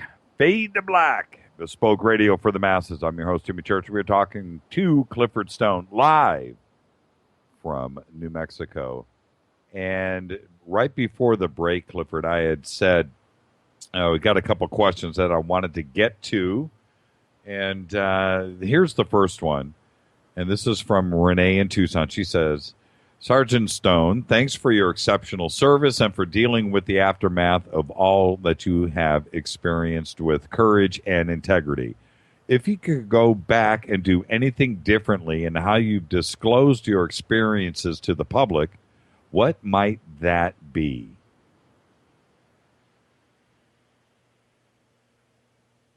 Clifford, are you with us? I'm here. That's a hard question to answer because it was a very difficult decision on my part to even come out and talk. But if I had anything to do differently, I think that, God forgive me for saying this, but I think I would have been dishonest. I would have taken documents that were not supposed to be exposed, and I would have brought them out. I wouldn't hide. They would know that I'm the one that did it. I would have taken pieces, and I would have brought these to people, but one has to be careful, because at one point in my life, when I started to talk, I was still in uniform, and major efforts was made to court-martial me for talking.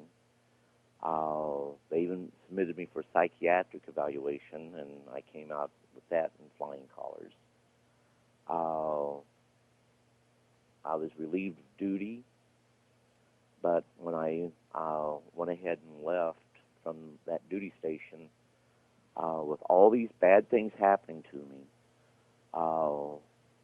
one officer, knowing the whole story, and even had a family member who was in the Air Force that had a UFO incident, went ahead and put me in for a service reward, which was the Meritorious Service Medal for the service I had there. And anyone who has been relieved of duty, I was essentially put into a room by myself in the basement of the building I worked in. I only let out to go for lunch. And I'd call DAIG, everything. But no, I can't think of anything. I wanted to serve honorably. I didn't want to betray my country. And even thinking about what I'm doing now, I'm not betraying my country. All I'm doing is saying, it's time for us to be honest, because there's people out there hurting. And we need to tell them the truth. Because with truth, you really are set free. And truth and knowledge is strength. But no, it's difficult to say exactly what I'd do different, simply because it was a very difficult decision on my part to start talking. And like I say, I know there's no white knights out there. Right. Because many knew of the dilemma within the UFO field that I was facing. But I had no white knights. Actually, I created a whole task force of phantom lawyers that the military thought I really had, but I didn't have. I'd have to go back and research and find answers when they would confront me with something. And I always say, at the advice of counsel. Right, you want to explain that for a second? you had phantom lawyers, so you were trying to scare them and well, I went to see a lawyer, and I went to see a military lawyer. Well, the military lawyer was told he could not defend me because what was going on with me was administrative. So he couldn't do anything for me. The people who were the officers that was trying to destroy my career and my life, they had members of the Fort Bliss JAG office to advise them on what to do and what not to do.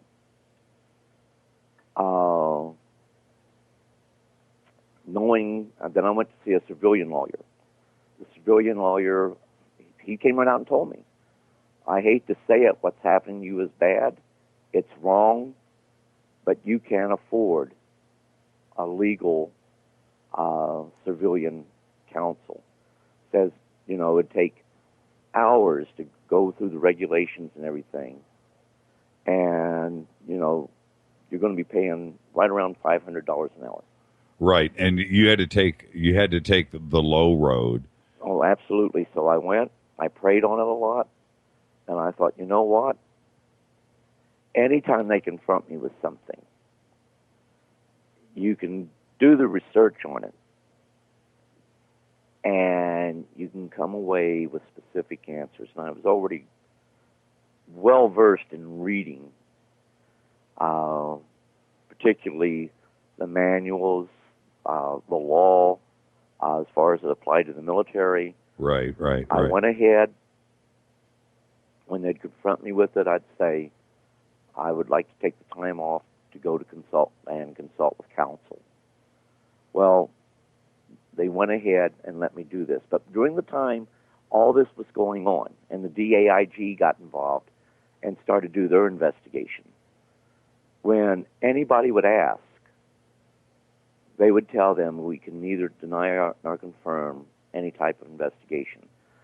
I provided KBIM News with information showing that I was under investigation by me coming out talking about UFOs and their reality. I was, quote, fighting the hand that fed me.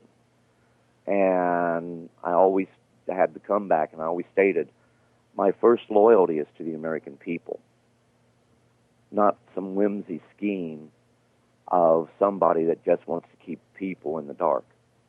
And people are hurting as a result of being kept in the dark. Right.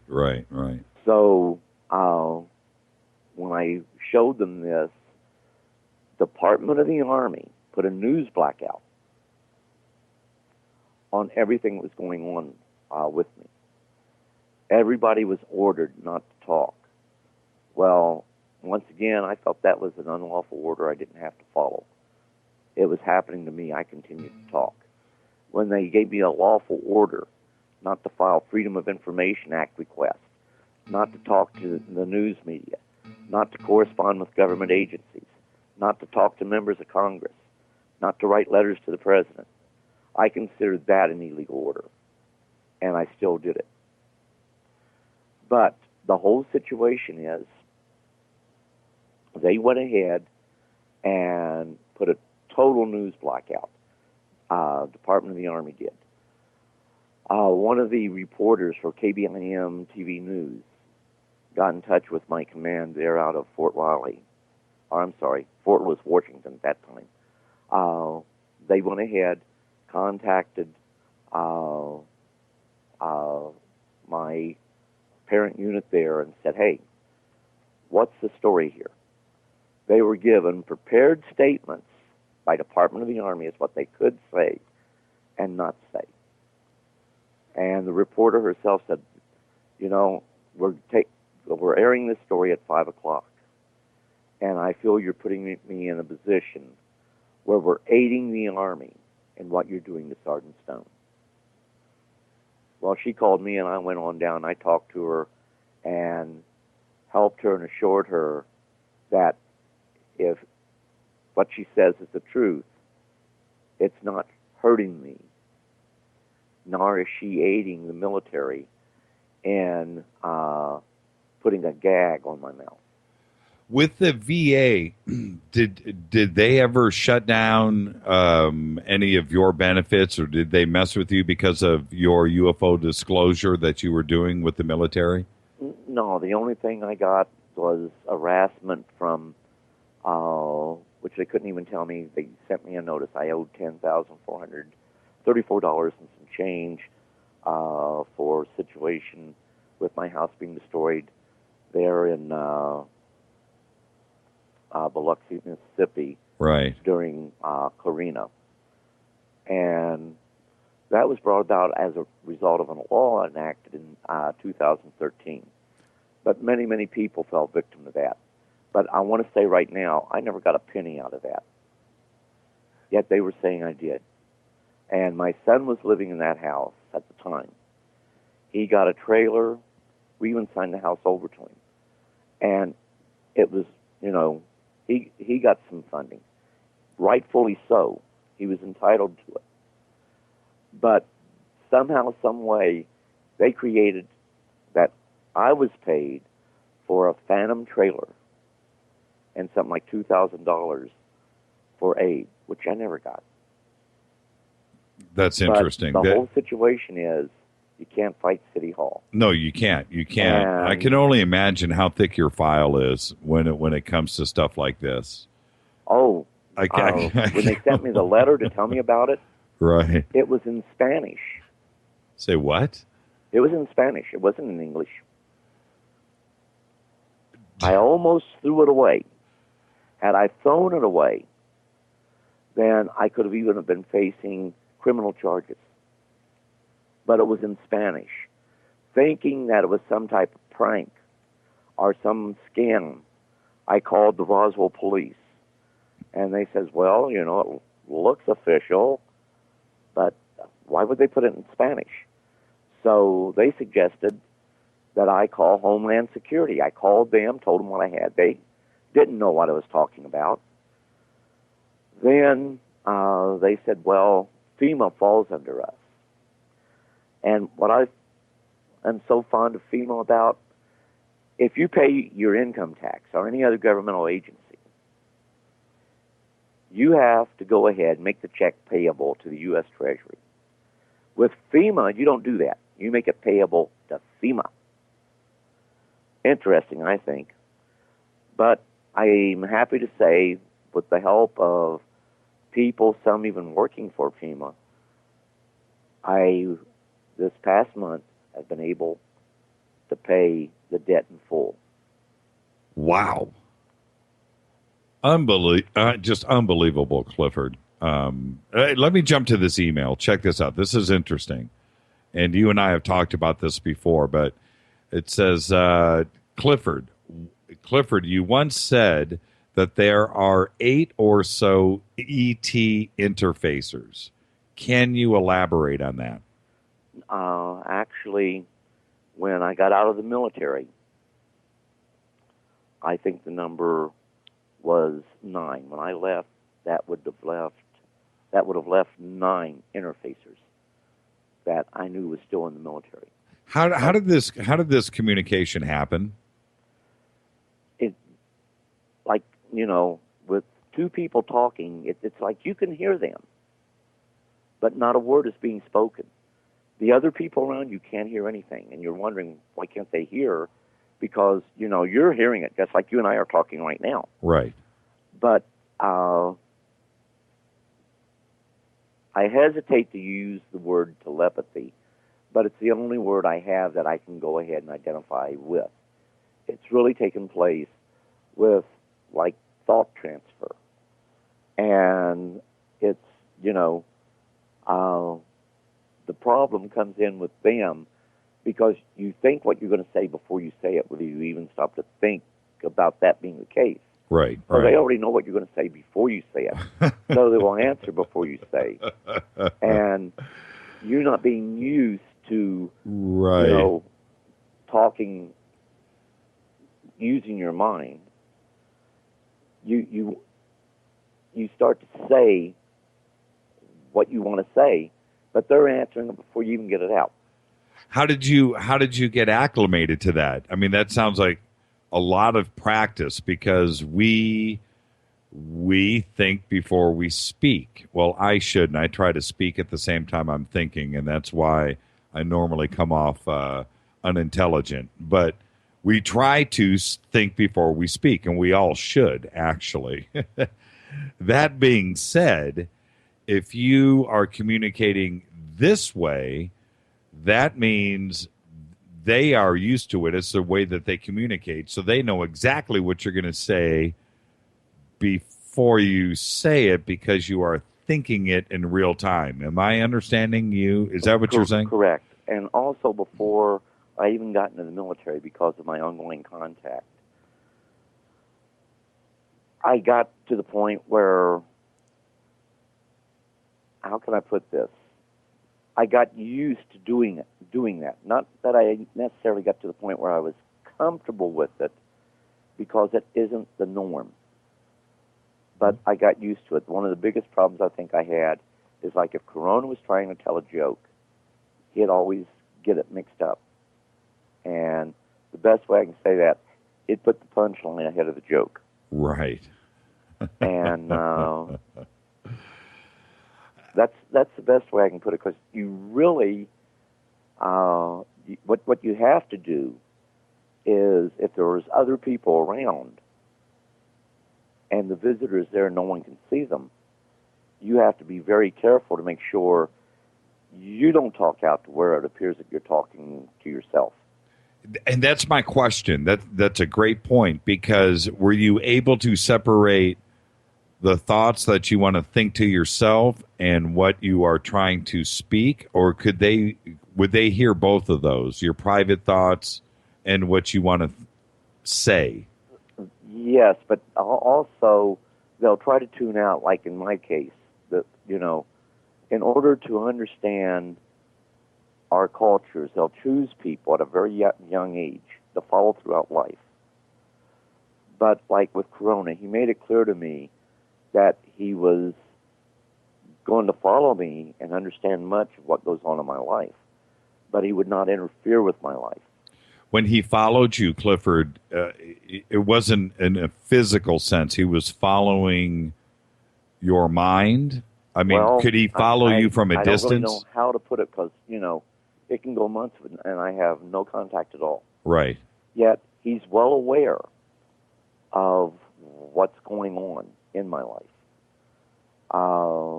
But there are certain personal thoughts that he's going to tune out, if that makes any sense. Sure. He'll ask questions, like, with the bad things happen to the people that was trying to hurt me while I was in the military.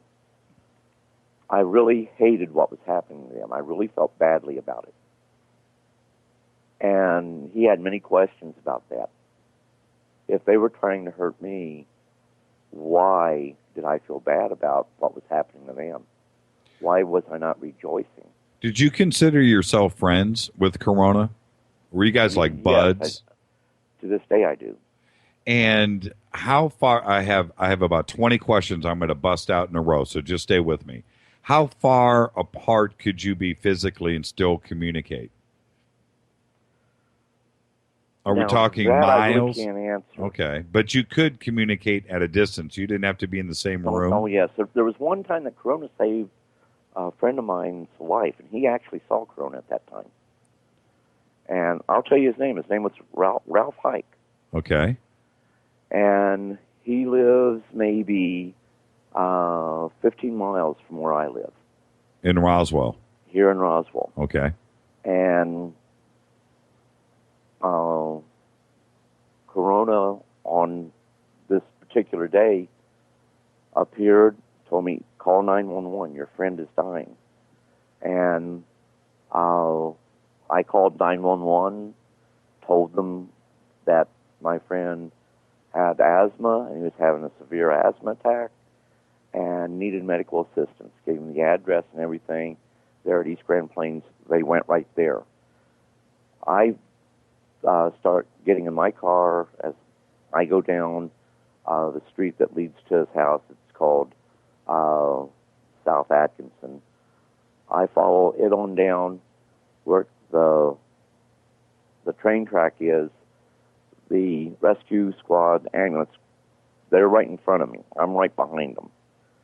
But we get there. They take him to the hospital. I go into the hospital. He has a couple of relatives that was there also. So we're sitting out there. They got him stabilized.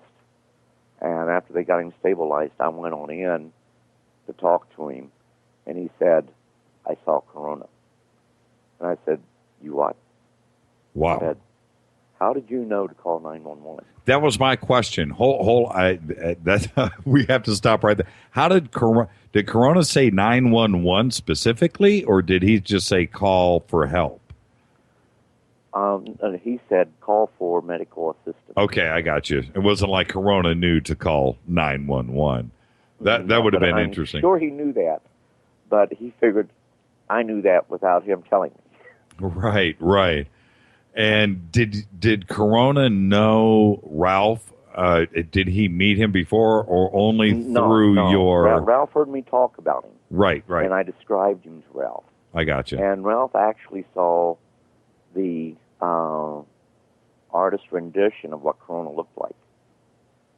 And he couldn't breathe. I mean, his bronchial tubes closed almost completely. They had to stick a tube down into his lungs for him to breathe. So he couldn't call, he couldn't do anything. But he said, he looked up and he saw this little green guy, as he put it.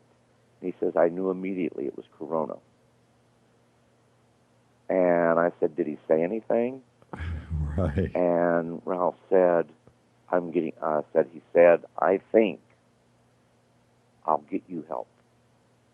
Wow, that's an amazing story. And so now Ralph is a believer. Oh, he was a believer for a long time, even before he had some sightings as a child.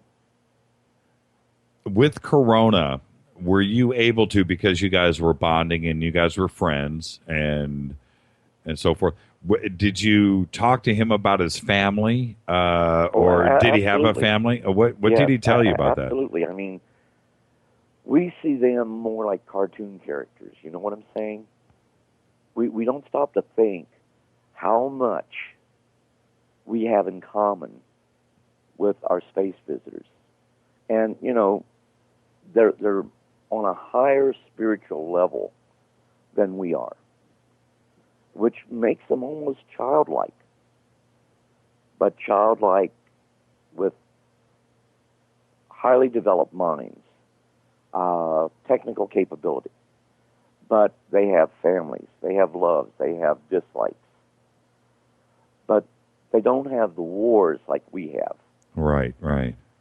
They believe that you can reason out your differences. But they also understand that the human race has an illness called greed. Yes, we do. Did he miss his family? I'm sorry to cut you off. Oh, yes. And how did he deal with that? Well, he'd go ahead and he had a little, like a little gem or jewel he could hold in his hand. And it would be like a three-dimensional picture with motion, like a motion picture, I guess is the best way to put it. Hologram. I don't remember a hologram. Right. I didn't hear no sound, but he could actually see that. And he said that he could communicate with his family back there. Did you ever see his family? I never met any of his family. That, to the best of my knowledge, that's the best way I can put it. Right. It's like people ask, was I ever abducted? To the best of my knowledge, I was never abducted, meaning that I was taken against my will onto a spacecraft. However, I have memory of seeing the stars that there's nowhere on Earth you can see the stars that way. And I have no explanation for that. Where was Corona from? Did he ever tell you exactly? Yeah, actually, he says he's from a star system about 100 light years from planet Earth. That by using what we call traversable wormholes, he can leave his planet and come to Earth. The actual time, Earth-wise, to do that is approximately an hour and 40 minutes. Say that. Did I just hear you correctly? 1 hour and 40 minutes? Is that what you said? 1 hour and 40 minutes to Wow. travel 100 light years. Wow. But you remember that they are manipulating space-time. And, you know, I understand the principles in antimatter drive. Yet he tells me that the energy they use is a derivative of energy which is referred to as negative matter. But he told me it's okay if I say antimatter. There is a difference, but if I can understand that's okay. And I don't even know what negative matter is. But they refer to something as negative matter as being a key element to their propulsion systems. I remember you, what was, do you know anything about mirror matter? What is it? Mirror matter? Somebody had mentioned that to me, that they knew you were coming on the show, and they wanted me to ask you about that because you have always talked about different types of matter. And they wanted to know if you knew anything about mirror matter, if Corona ever communicated that with you. I'm not familiar with that term. Neither am I, you know, so there you go. But, you know,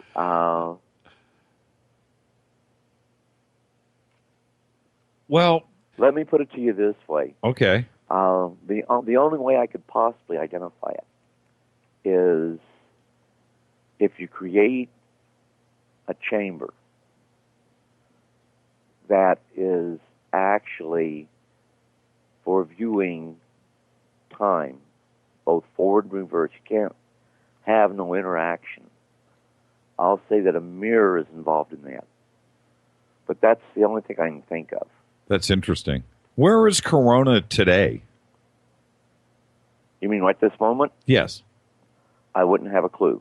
When was the last time you spoke with Corona? Oh, I'd say about maybe 3 weeks ago.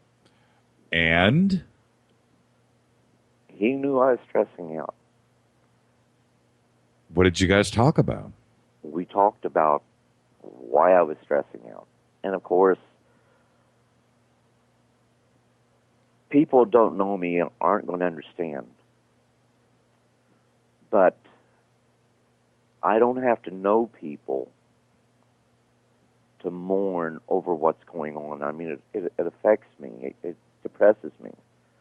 I see all the things going on in these foreign countries where men, women, innocent men, women, and children are being slaughtered. And how dare anyone to say it's in the name of any god? It's in the interest of the warlords. We have people right now coming into this country. Many of them are children without any family. A lot of their families sent them here. Many people see these as criminals because they entered illegally into the United States. And I understand the pros and cons, and I understand we have to control our borders. But what people don't see, that I'm very keenly aware of, and the reason I see these people as not criminals but victims, we have the number 3 major criminal activity in the world is trafficking in human beings. And many times, these are children. And within our own country, our best guess is that 2,000 people a year are smuggled into this country for purposes of human trafficking. 27 million people around the globe today live as slaves as a result of human trafficking. And people see all these people coming across the border as it's a great crime. I see it as the cartels from countries south of the border putting up a smoke screen so that they can do more smuggling of drugs, weapons, and humans. And that troubles me greatly. And Corona could feel this vibe and contacted. Did he reach out to you first? Oh, yes. I mean, what a lot of people don't understand is when you make that life connection, more so than you can feel like, I can't even use the term sense. I can pick up when he's stressing out. He can definitely pick up every emotion I have. What about when you're happy?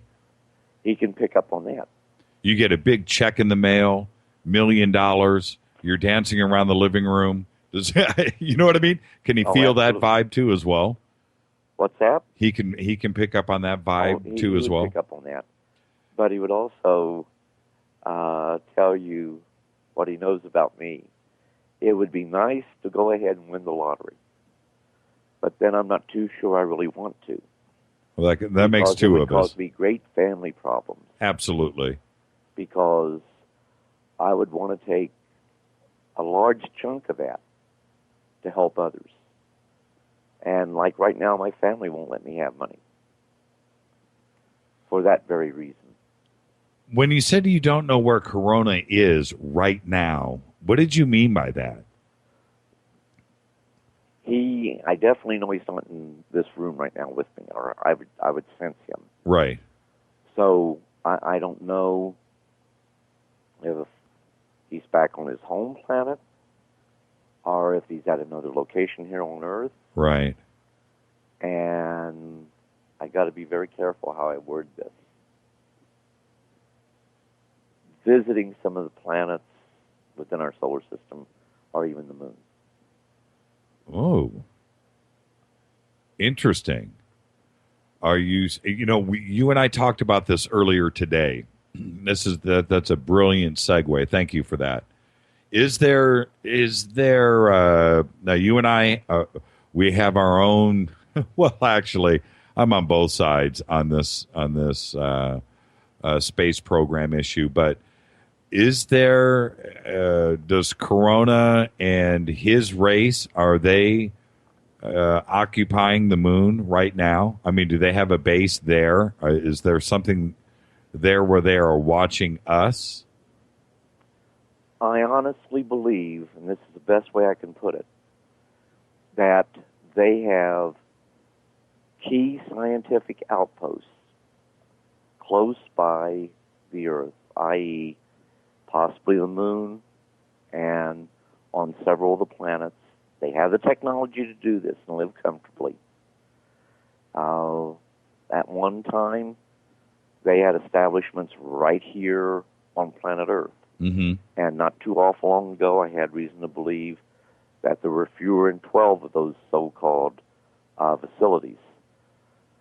But we as a species are a very dangerous species. We have laws that protect animals worldwide.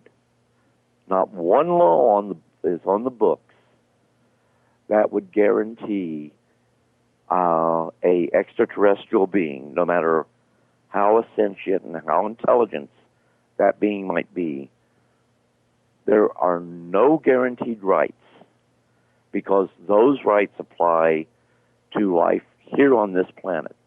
And no laws exist that provides any form of protection to any life that we might come in contact with in the future.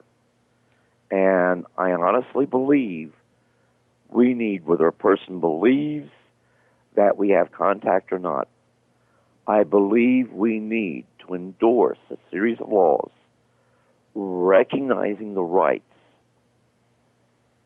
of interstellar visitors when the day comes that we know they exist and they are here.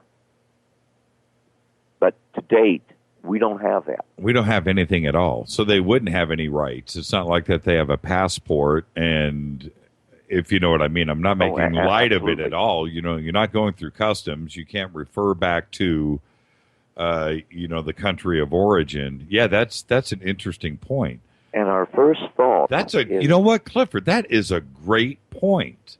And I've never really heard anybody speak about this before. But what would happen? You know, you get arrested, a lawyer, you don't have anything, any type of detaining or anything that would go on. No, you wouldn't have any rights at all, and there's nothing on the books. First thing they're going to do is take you in, and particularly if these aren't the people that are in the know. Let me put it that way. Because there's very few that really know the ins and outs of this. But if you're taken in, if we get ET, we take him in, well, the people in the know are supposed to be notified. But, if you have some people, helter-skelter, this is a brand-new species to them. But there must be many more, highly intelligent. Of course. We need to know what makes it tick. Of course. So if we can't get any information from them by communication, then what do we want to do? Kill it and dissect it. And it's not an autopsy. Dissection is what the word implies. You dissect it to see what it looks like on the inside. What is the differences on the inside with them as opposed to us? And I have trouble with that. Well, From 1969, I've had trouble with that when I hope that won't escape. Before we get to that, I don't even know if we'll have the time, but let me ask you this. What if we flipped it? What if we flipped it the opposite? If we went to Corona's planet, are you saying that we wouldn't be dissected? They wouldn't be interested in what's on the inside of us, and we wouldn't be treated by like laboratory rats and so forth? Because they have respect. They have attained that spiritual growth where they have respect for all living things. And actually, I need to point this out, and I don't think I've ever pointed it out. I joked once because I was eating a cheeseburger. And I'm not a vegetarian, okay? But well, neither am I. With a cheeseburger. Right. And it was delicious, It was, like a homemade cheeseburger, not like what you buy at McDonald's or anything, but really good. And the meat was just like, I used to think that the steaks in Vietnam, they had to be water buffalo or something because they were different than what we have here. Well, the difference is that cow died that day and you were eating it that evening. So it was very, very fresh. But I was eating that, and Corona looked at me, said, "Was it good?" And I said, "Yes." I said, it's just like the TLC of a homemade burger my mom used to make. And he said, the difference, what you have there as the hamburger, no cow died. It's synthetic, but it provides all the nutrients that a hamburger would have in the beef. Wait, where did this burger come from? He gave it to me. He gave it to you. So you're saying it fooled you. You thought you were eating the juiciest, tastiest, perfect cheeseburger ever. And, absolutely. And then you found out, and he fooled you. He had the wool pulled over your eyes, and then confessed that it was a synthetic burger, but he knew how to make the perfect burger for you. Right? In your own mind's eye? In your own mind's eye? Without the adverse the adverse side effects of the impurities in our food. Would you eat another one of those burgers? Oh, without hesitation. Was that the only one? This is great. Clifford, this is just amazing. There's a whole lot of things that have went on in my life that I will never, ever be able to put out. my granddaughter used to say my grandfather has a lot of secrets. And most of it I don't really want to keep secret. But, you know, it's a story you can't tell in a day, in a month, or even in a year. There are so many things that is truly wonderful about the visitation we have. But it's kept from us. And a lot of people who have had experiences, our visitors don't explain to them, this is happening for this reason or for that reason. So that fear of the unknown is there. And I was there. I know when I first saw Corona how he really looked. I was scared to death. To mend the fences that had been broken, as I no longer saw him as a little boy playmate that I knew him as. Right. Now it was some hideous monster. Right. That I was seeing. I ran and hid. I needed to get away. I begged my mom and dad, take me to see a doctor, because I know the doctor can make the monsters go away. And, you know, very patiently, Corona brought me back to gaining that sense of confidence and trust in him. And, you know, it is frightening. And I could have lived a perfectly normal life, never talk about any of this, and be no worse off for it. But I know of cases where people have committed suicide, lost their jobs, lost their families, became essentially homeless and non-functional simply because they had a UFO event and didn't know where to turn, who to talk to, and didn't even know there were other people out there who shared similar experiences. Well, you know, and I say this on this show all the time, Clifford. If you have an experience, I mean, most people, myself included, when I have seen a couple of things and went through a couple of experiences and saw things in the sky or in my room or whatever, I never told anybody. I kept it to myself for years and years. Now, you know, now we have this fantastic show where I'm able to just, you know, put it out there for everybody and share it. But I never told my friends. I never told my family. I never told anybody about anything. And and I understand why, because I did it. Yeah. So the best thing you can do, I've never felt better than after I've talked about these experiences, not only with my friends now, but with other people that I trust and that I know will understand. And just like you coming on this show, you know you can talk to me. You know this. Sir. Yeah, exactly. And that's the only way for everybody to understand themselves and what they're going through is to talk about those experiences with somebody else. And whether they understand or not, you have to talk about it. You cannot keep it bottled in. You can't, because then, first off, you're going to think that you're crazy yourself. You know, talk to somebody and get it out. I'm such a firm believer in that now. That for anybody that listens to this show, and you've had any kind of experience, call me, talk about it, get it out. Let me bring out a point here and ask you a question. Absolutely. With what we've just said, does it not make you feel badly for the well-known debunker that had a UFO sighting and has no one to talk to about it? Well, yes. And you know, when first off, well, you know, that's a double-edged sword right there. I mean, if you really think about it. But and I guess what you're asking is, well, you know what? Ask me that again, because I want to answer that one of two ways. Okay. Remember, I know a famous UFO debunker that had a UFO sighting in 48. Yes.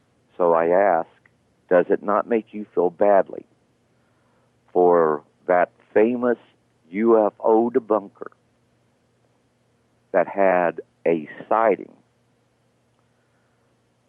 but has no one to talk to about it. And won't talk about it.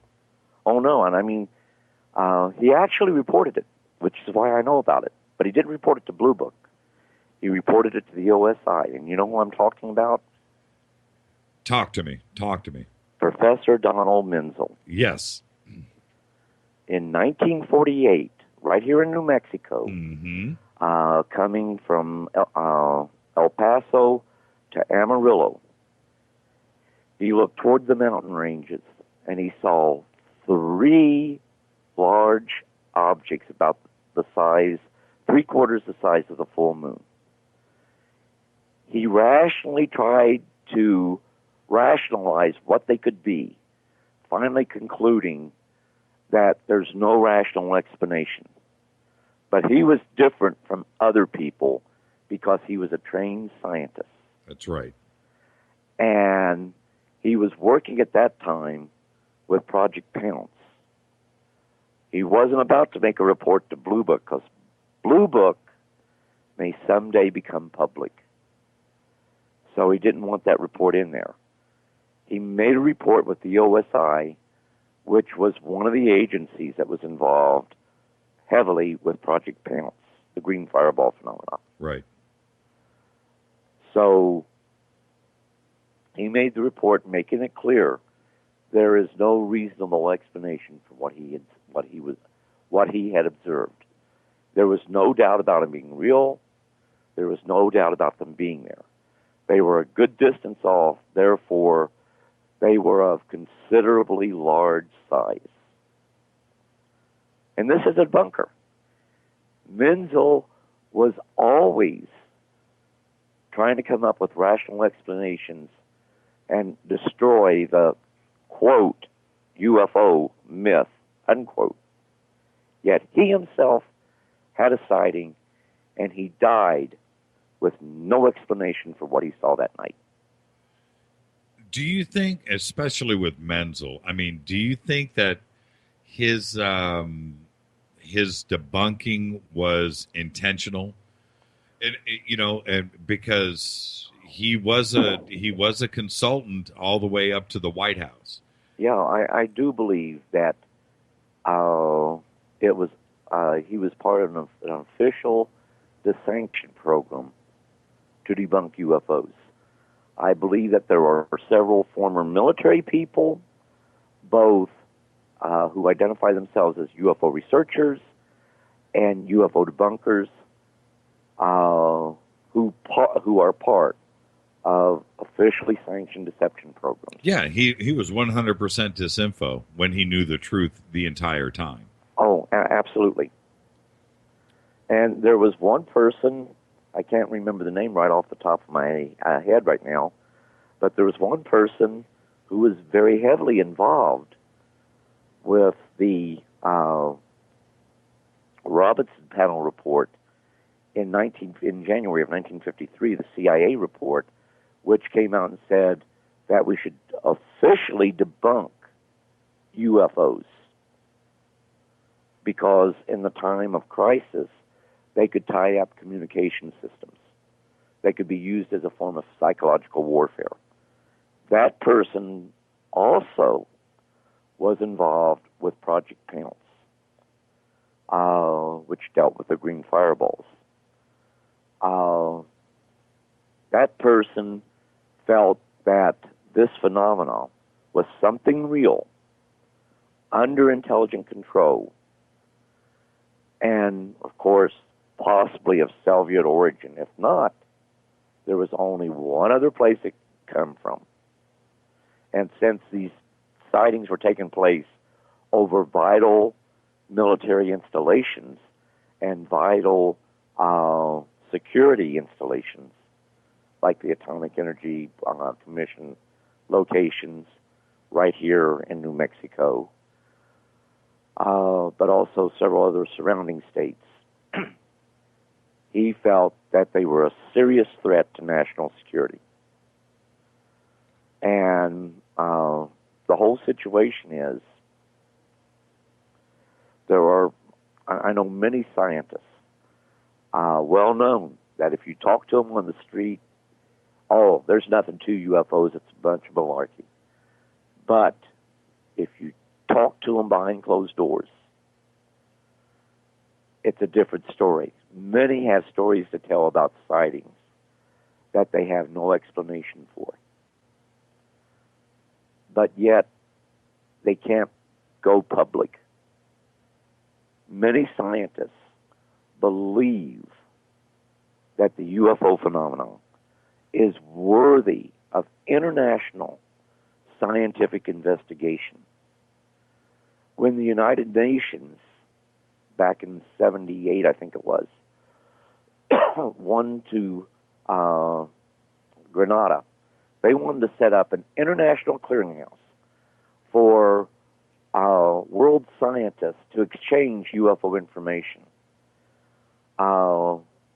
Many nations didn't want that. And, it'd be a waste of money. Well, no, it wouldn't have cost too much at all.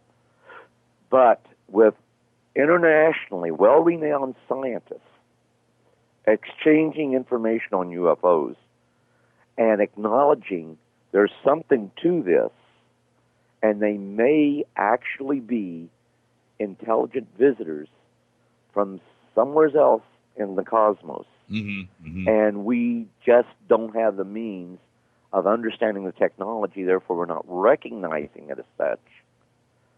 But it's deserving of more investigation. Well, now it might cost a little bit more money. But the primary reason these nations didn't want that to happen is we already knew the truth.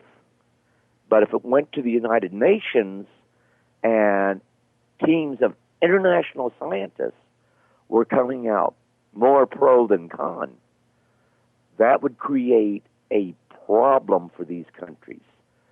The one country that particularly the United Kingdom was concerned about was the United States. The reason is because Jimmy Carter was president. Jimmy Carter had a UFO sighting. Jimmy Carter, I don't know how much he knows, but with all due respect due him, he knows UFOs are real. That's right, he does. And the whole situation is that they were afraid because, one, he had a sighting, two, he had an interest, and three, heaven help the countries of the world if he sides with Grenada and decides, let's do this. Let me ask you this.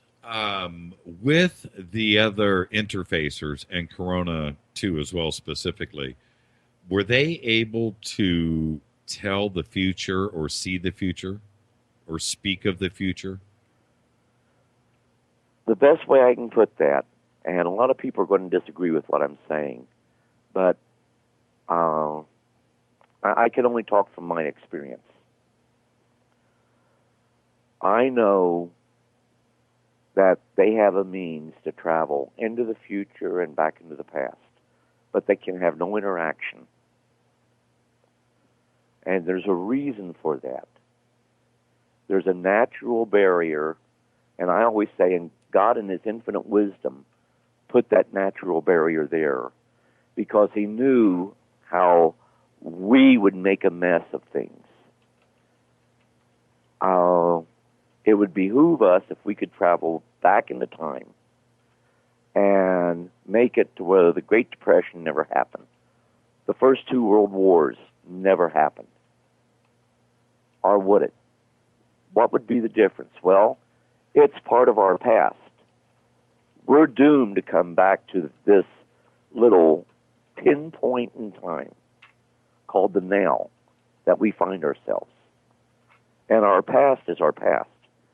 If we were to go back and change it, we have done nothing more than to create, for lack of a better term, I'm going to say, a parallel universe in which everything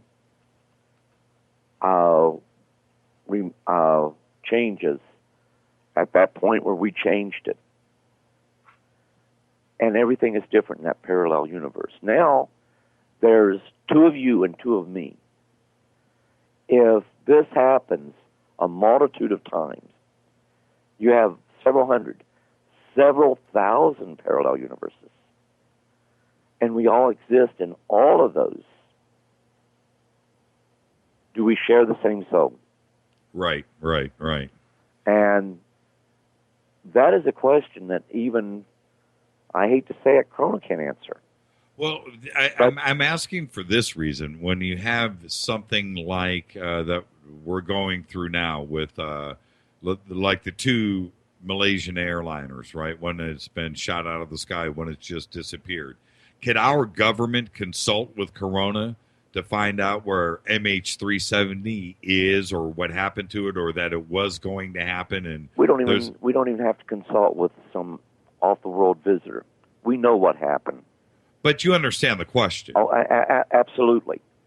And our visitors know that knowledge is a very dangerous thing in the wrong hands. And big government and big business is definitely the wrong hands. Absolutely. But we, when I say we, our government, Washington, D.C., would definitely use Corona to their own gains. I would assume they wouldn't sit by the side and just play backgammon with Corona. They're going to turn it into an advantage for the country or for their own gain. I would only assume. I'm not saying that I would do that. I'm saying that would be the MOD, the method of of Washington, D.C. Let me ask you this about Corona. Is there ever a way for Corona to communicate with somebody like me? Not really necessarily to prove his existence, but, well, that too. I guess I would ask for that if I could. But also just to communicate. Could you ask Corona to communicate with a friend of yours? Well, you did with Ralph, I guess, sort of. But that was his choice. Well, that was his choice. But is there a way to prove Corona's existence? He's made the choice to talk to several people. Mm-hmm. But I can't name them. I can't bring them out because of positions they have. Well, you could do it with me. Everybody knows my position. These people are in high place. But I didn't make the choice. Right. He chose. Right. I guess I can point out one was a government scientist holding a high security clearance. And when he was up for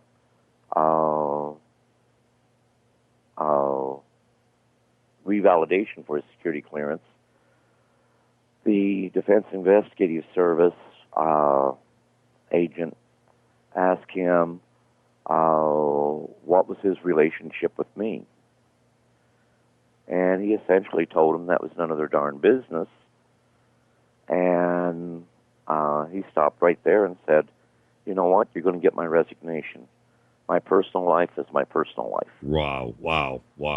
And here again, I'm not at liberty to name that person. Right. The person may choose to believe or disbelieve what I just said. But, I have not the right to name that person. I think it's safe to say there are people listening in on this program who know exactly who I'm talking about. Yeah, and I'm sure of that.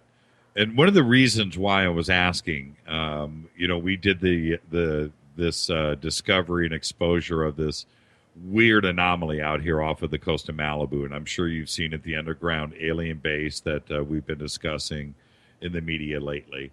And I would love if there was a way to communicate with Corona or another interfacer to see if this was a base that they've ever occupied, that they've ever used, or if they know what it is, and how long have they been here on visiting Earth, and to what ends was this base being used 10,000 years ago before the last ice age when it was sitting above water.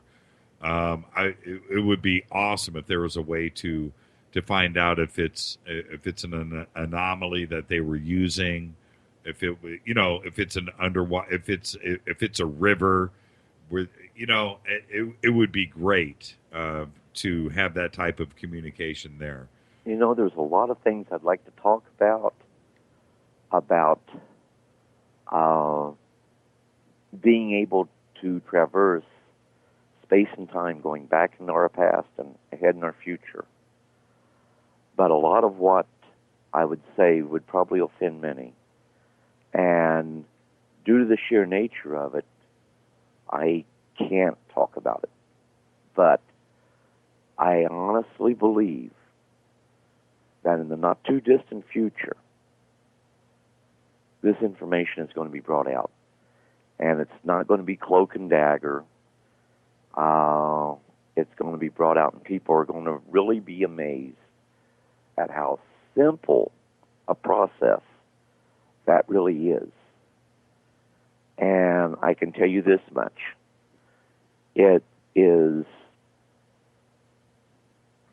with the use of light, I can put it that way, to sensitize and tune the mind in such a way that it interconnects with space-time. And I wish I could explain it more, but I dare not. But it is fascinating. One other thing. Should you ever get to the point where you get to experience that, it is my prayer you will have a guide. Well, I'll say this, Clifford. The next time you and Corona communicate, let him know that, I'm a cool guy. I want to know. And if he would communicate with me on this show, and I'm not making light of this. I am not. No, I understand. I am right here. And I think it would be extraordinary. And I would love to go through the experience. Oh, you know what I wanted to say, Clifford, and thank you, by the way, for coming on tonight and also hanging out for another 25 minutes after. But I told you, Clifford, we weren't going to cover the things we talked about this afternoon, and we didn't. I told you, and you said, "No, Jimmy, no. We'll do it all." And we did not cover the Hobart incident, which is one of the most extraordinary events documented to have gone down, and it's kind of a forgotten incident too as well. And we didn't get to any of that. So all of our listeners tonight are just, I hope they go and search Hobart incident and come up with nothing. And then I'm going to put it all on you, Clifford, for not getting around to it tonight. And we didn't talk about Lunex. And we didn't talk about the Apollo program. And we didn't talk about McDivitt. And we didn't talk about any of that stuff. That's how much fun we had tonight. I've got to say thank you. Are you going to, it's all your fault, are you going to be speaking anytime soon? I don't get out much to go speaking, but I have many people show up at my doorstep, and I never turn no one away. Now, I'm going to tell you this, too, as well. We are planning the fans of this show, our family, we're called Fade-er-Nots. The show's called Fade to Black. So Fade-er-Nots, astronaut, Fade to Black, Fade-er-Nots, right? So next year, July 4th, Roswell weekend, we're going to get a big bus out here in Burbank. We're going to fill it up with Fade-er-Nots, and we're going to Roswell. And I so look forward to that bus pulling up and you standing right there and greeting us. Will you do that for us, sir? I absolutely would, sir. It would be absolutely incredible for everybody. And again, thank you for your service to the country. And I just don't know what to say. It's always a treat to have you on the show. And I cannot believe we didn't do the Hobart incident. And we didn't get to phone calls tonight either. So one thing I want to bring up that you and I talked about. Yeah, go ahead. We have 2 minutes. I have 2 books package going out to you tomorrow. Thank you. And please feel free to utilize them the way we talked about tonight. Absolutely. Even if I'm not on the show. Absolutely. I'll let everybody know we're going to have a little contest that deals with our conversation tonight, and we'll figure out exactly how to get really clever with it, and we're going to give away 2 of Clifford's books next week. And again, thank you for coming on with us. Anything else that you want to share with us real quick in the last 2 minutes? Well, it's been my great pleasure talking to you and the listening folks out there in radio land, computer land, whichever it is. I'd like to say everyone be safe. God bless. Good night. Thank you, Clifford Stone. Thank you again, Clifford. And I'll be in touch with you over the weekend, and we'll talk soon, and we'll get you back on the show. Okay, sir. Have a good evening, and God bless. You too, Clifford. Thank you very much. Bye. Bye-bye. That was Clifford Stone. Wow. And you can see what happens with my phone line when I bring it out. I had him see, this is what it sounds like when I bring the phone line back up. I had him cranked. And so there you go. Clifford Stone, live out of New Mexico. And I'll say it again. It happens every single night on this show. You learn something. And Clifford being on with us, it's just, I hope that that it went through the microphone and the system here straight to you, and you picked up the same vibe. I mean, I could sit and I'll talk to Clifford for 6-8 hours at a stretch. I don't have a problem with that. Well, actually, I did. I talked to him all day today, and we've got to get him back on, though. The Hobart incident is one of the most extraordinary incidents in all of ufology. And we didn't get to that tonight. That's a whole nother show with Clifford Stone. So, yes, he signed a couple of books for us, and he's sending them out, and he wants us to have fun with it in giving it away. So we will be doing that as soon as they get here. I'm totally looking forward to it. And we didn't get to phone calls tonight. That's the best part of this show is your phone calls. And I hope I got to everybody on Twitter tonight. And I think everybody knows I was getting them in as these were rolling by. Eugene, finally, Eugene gave us a real question. I mean, Eugene right now just sat back and went, I got one in. Jimmy got one of mine in. Thank you, Eugene. All the best. And everybody tonight, Ken, Les, Dave, Dale, Gene, both Kens actually.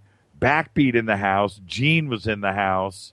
Lynn, live from Australia. I mean, just absolutely thank you, everybody, for participating tonight. And I really mean that. I'm even saying Eugene. What a great show. Thank you, everybody. Walter was in the house.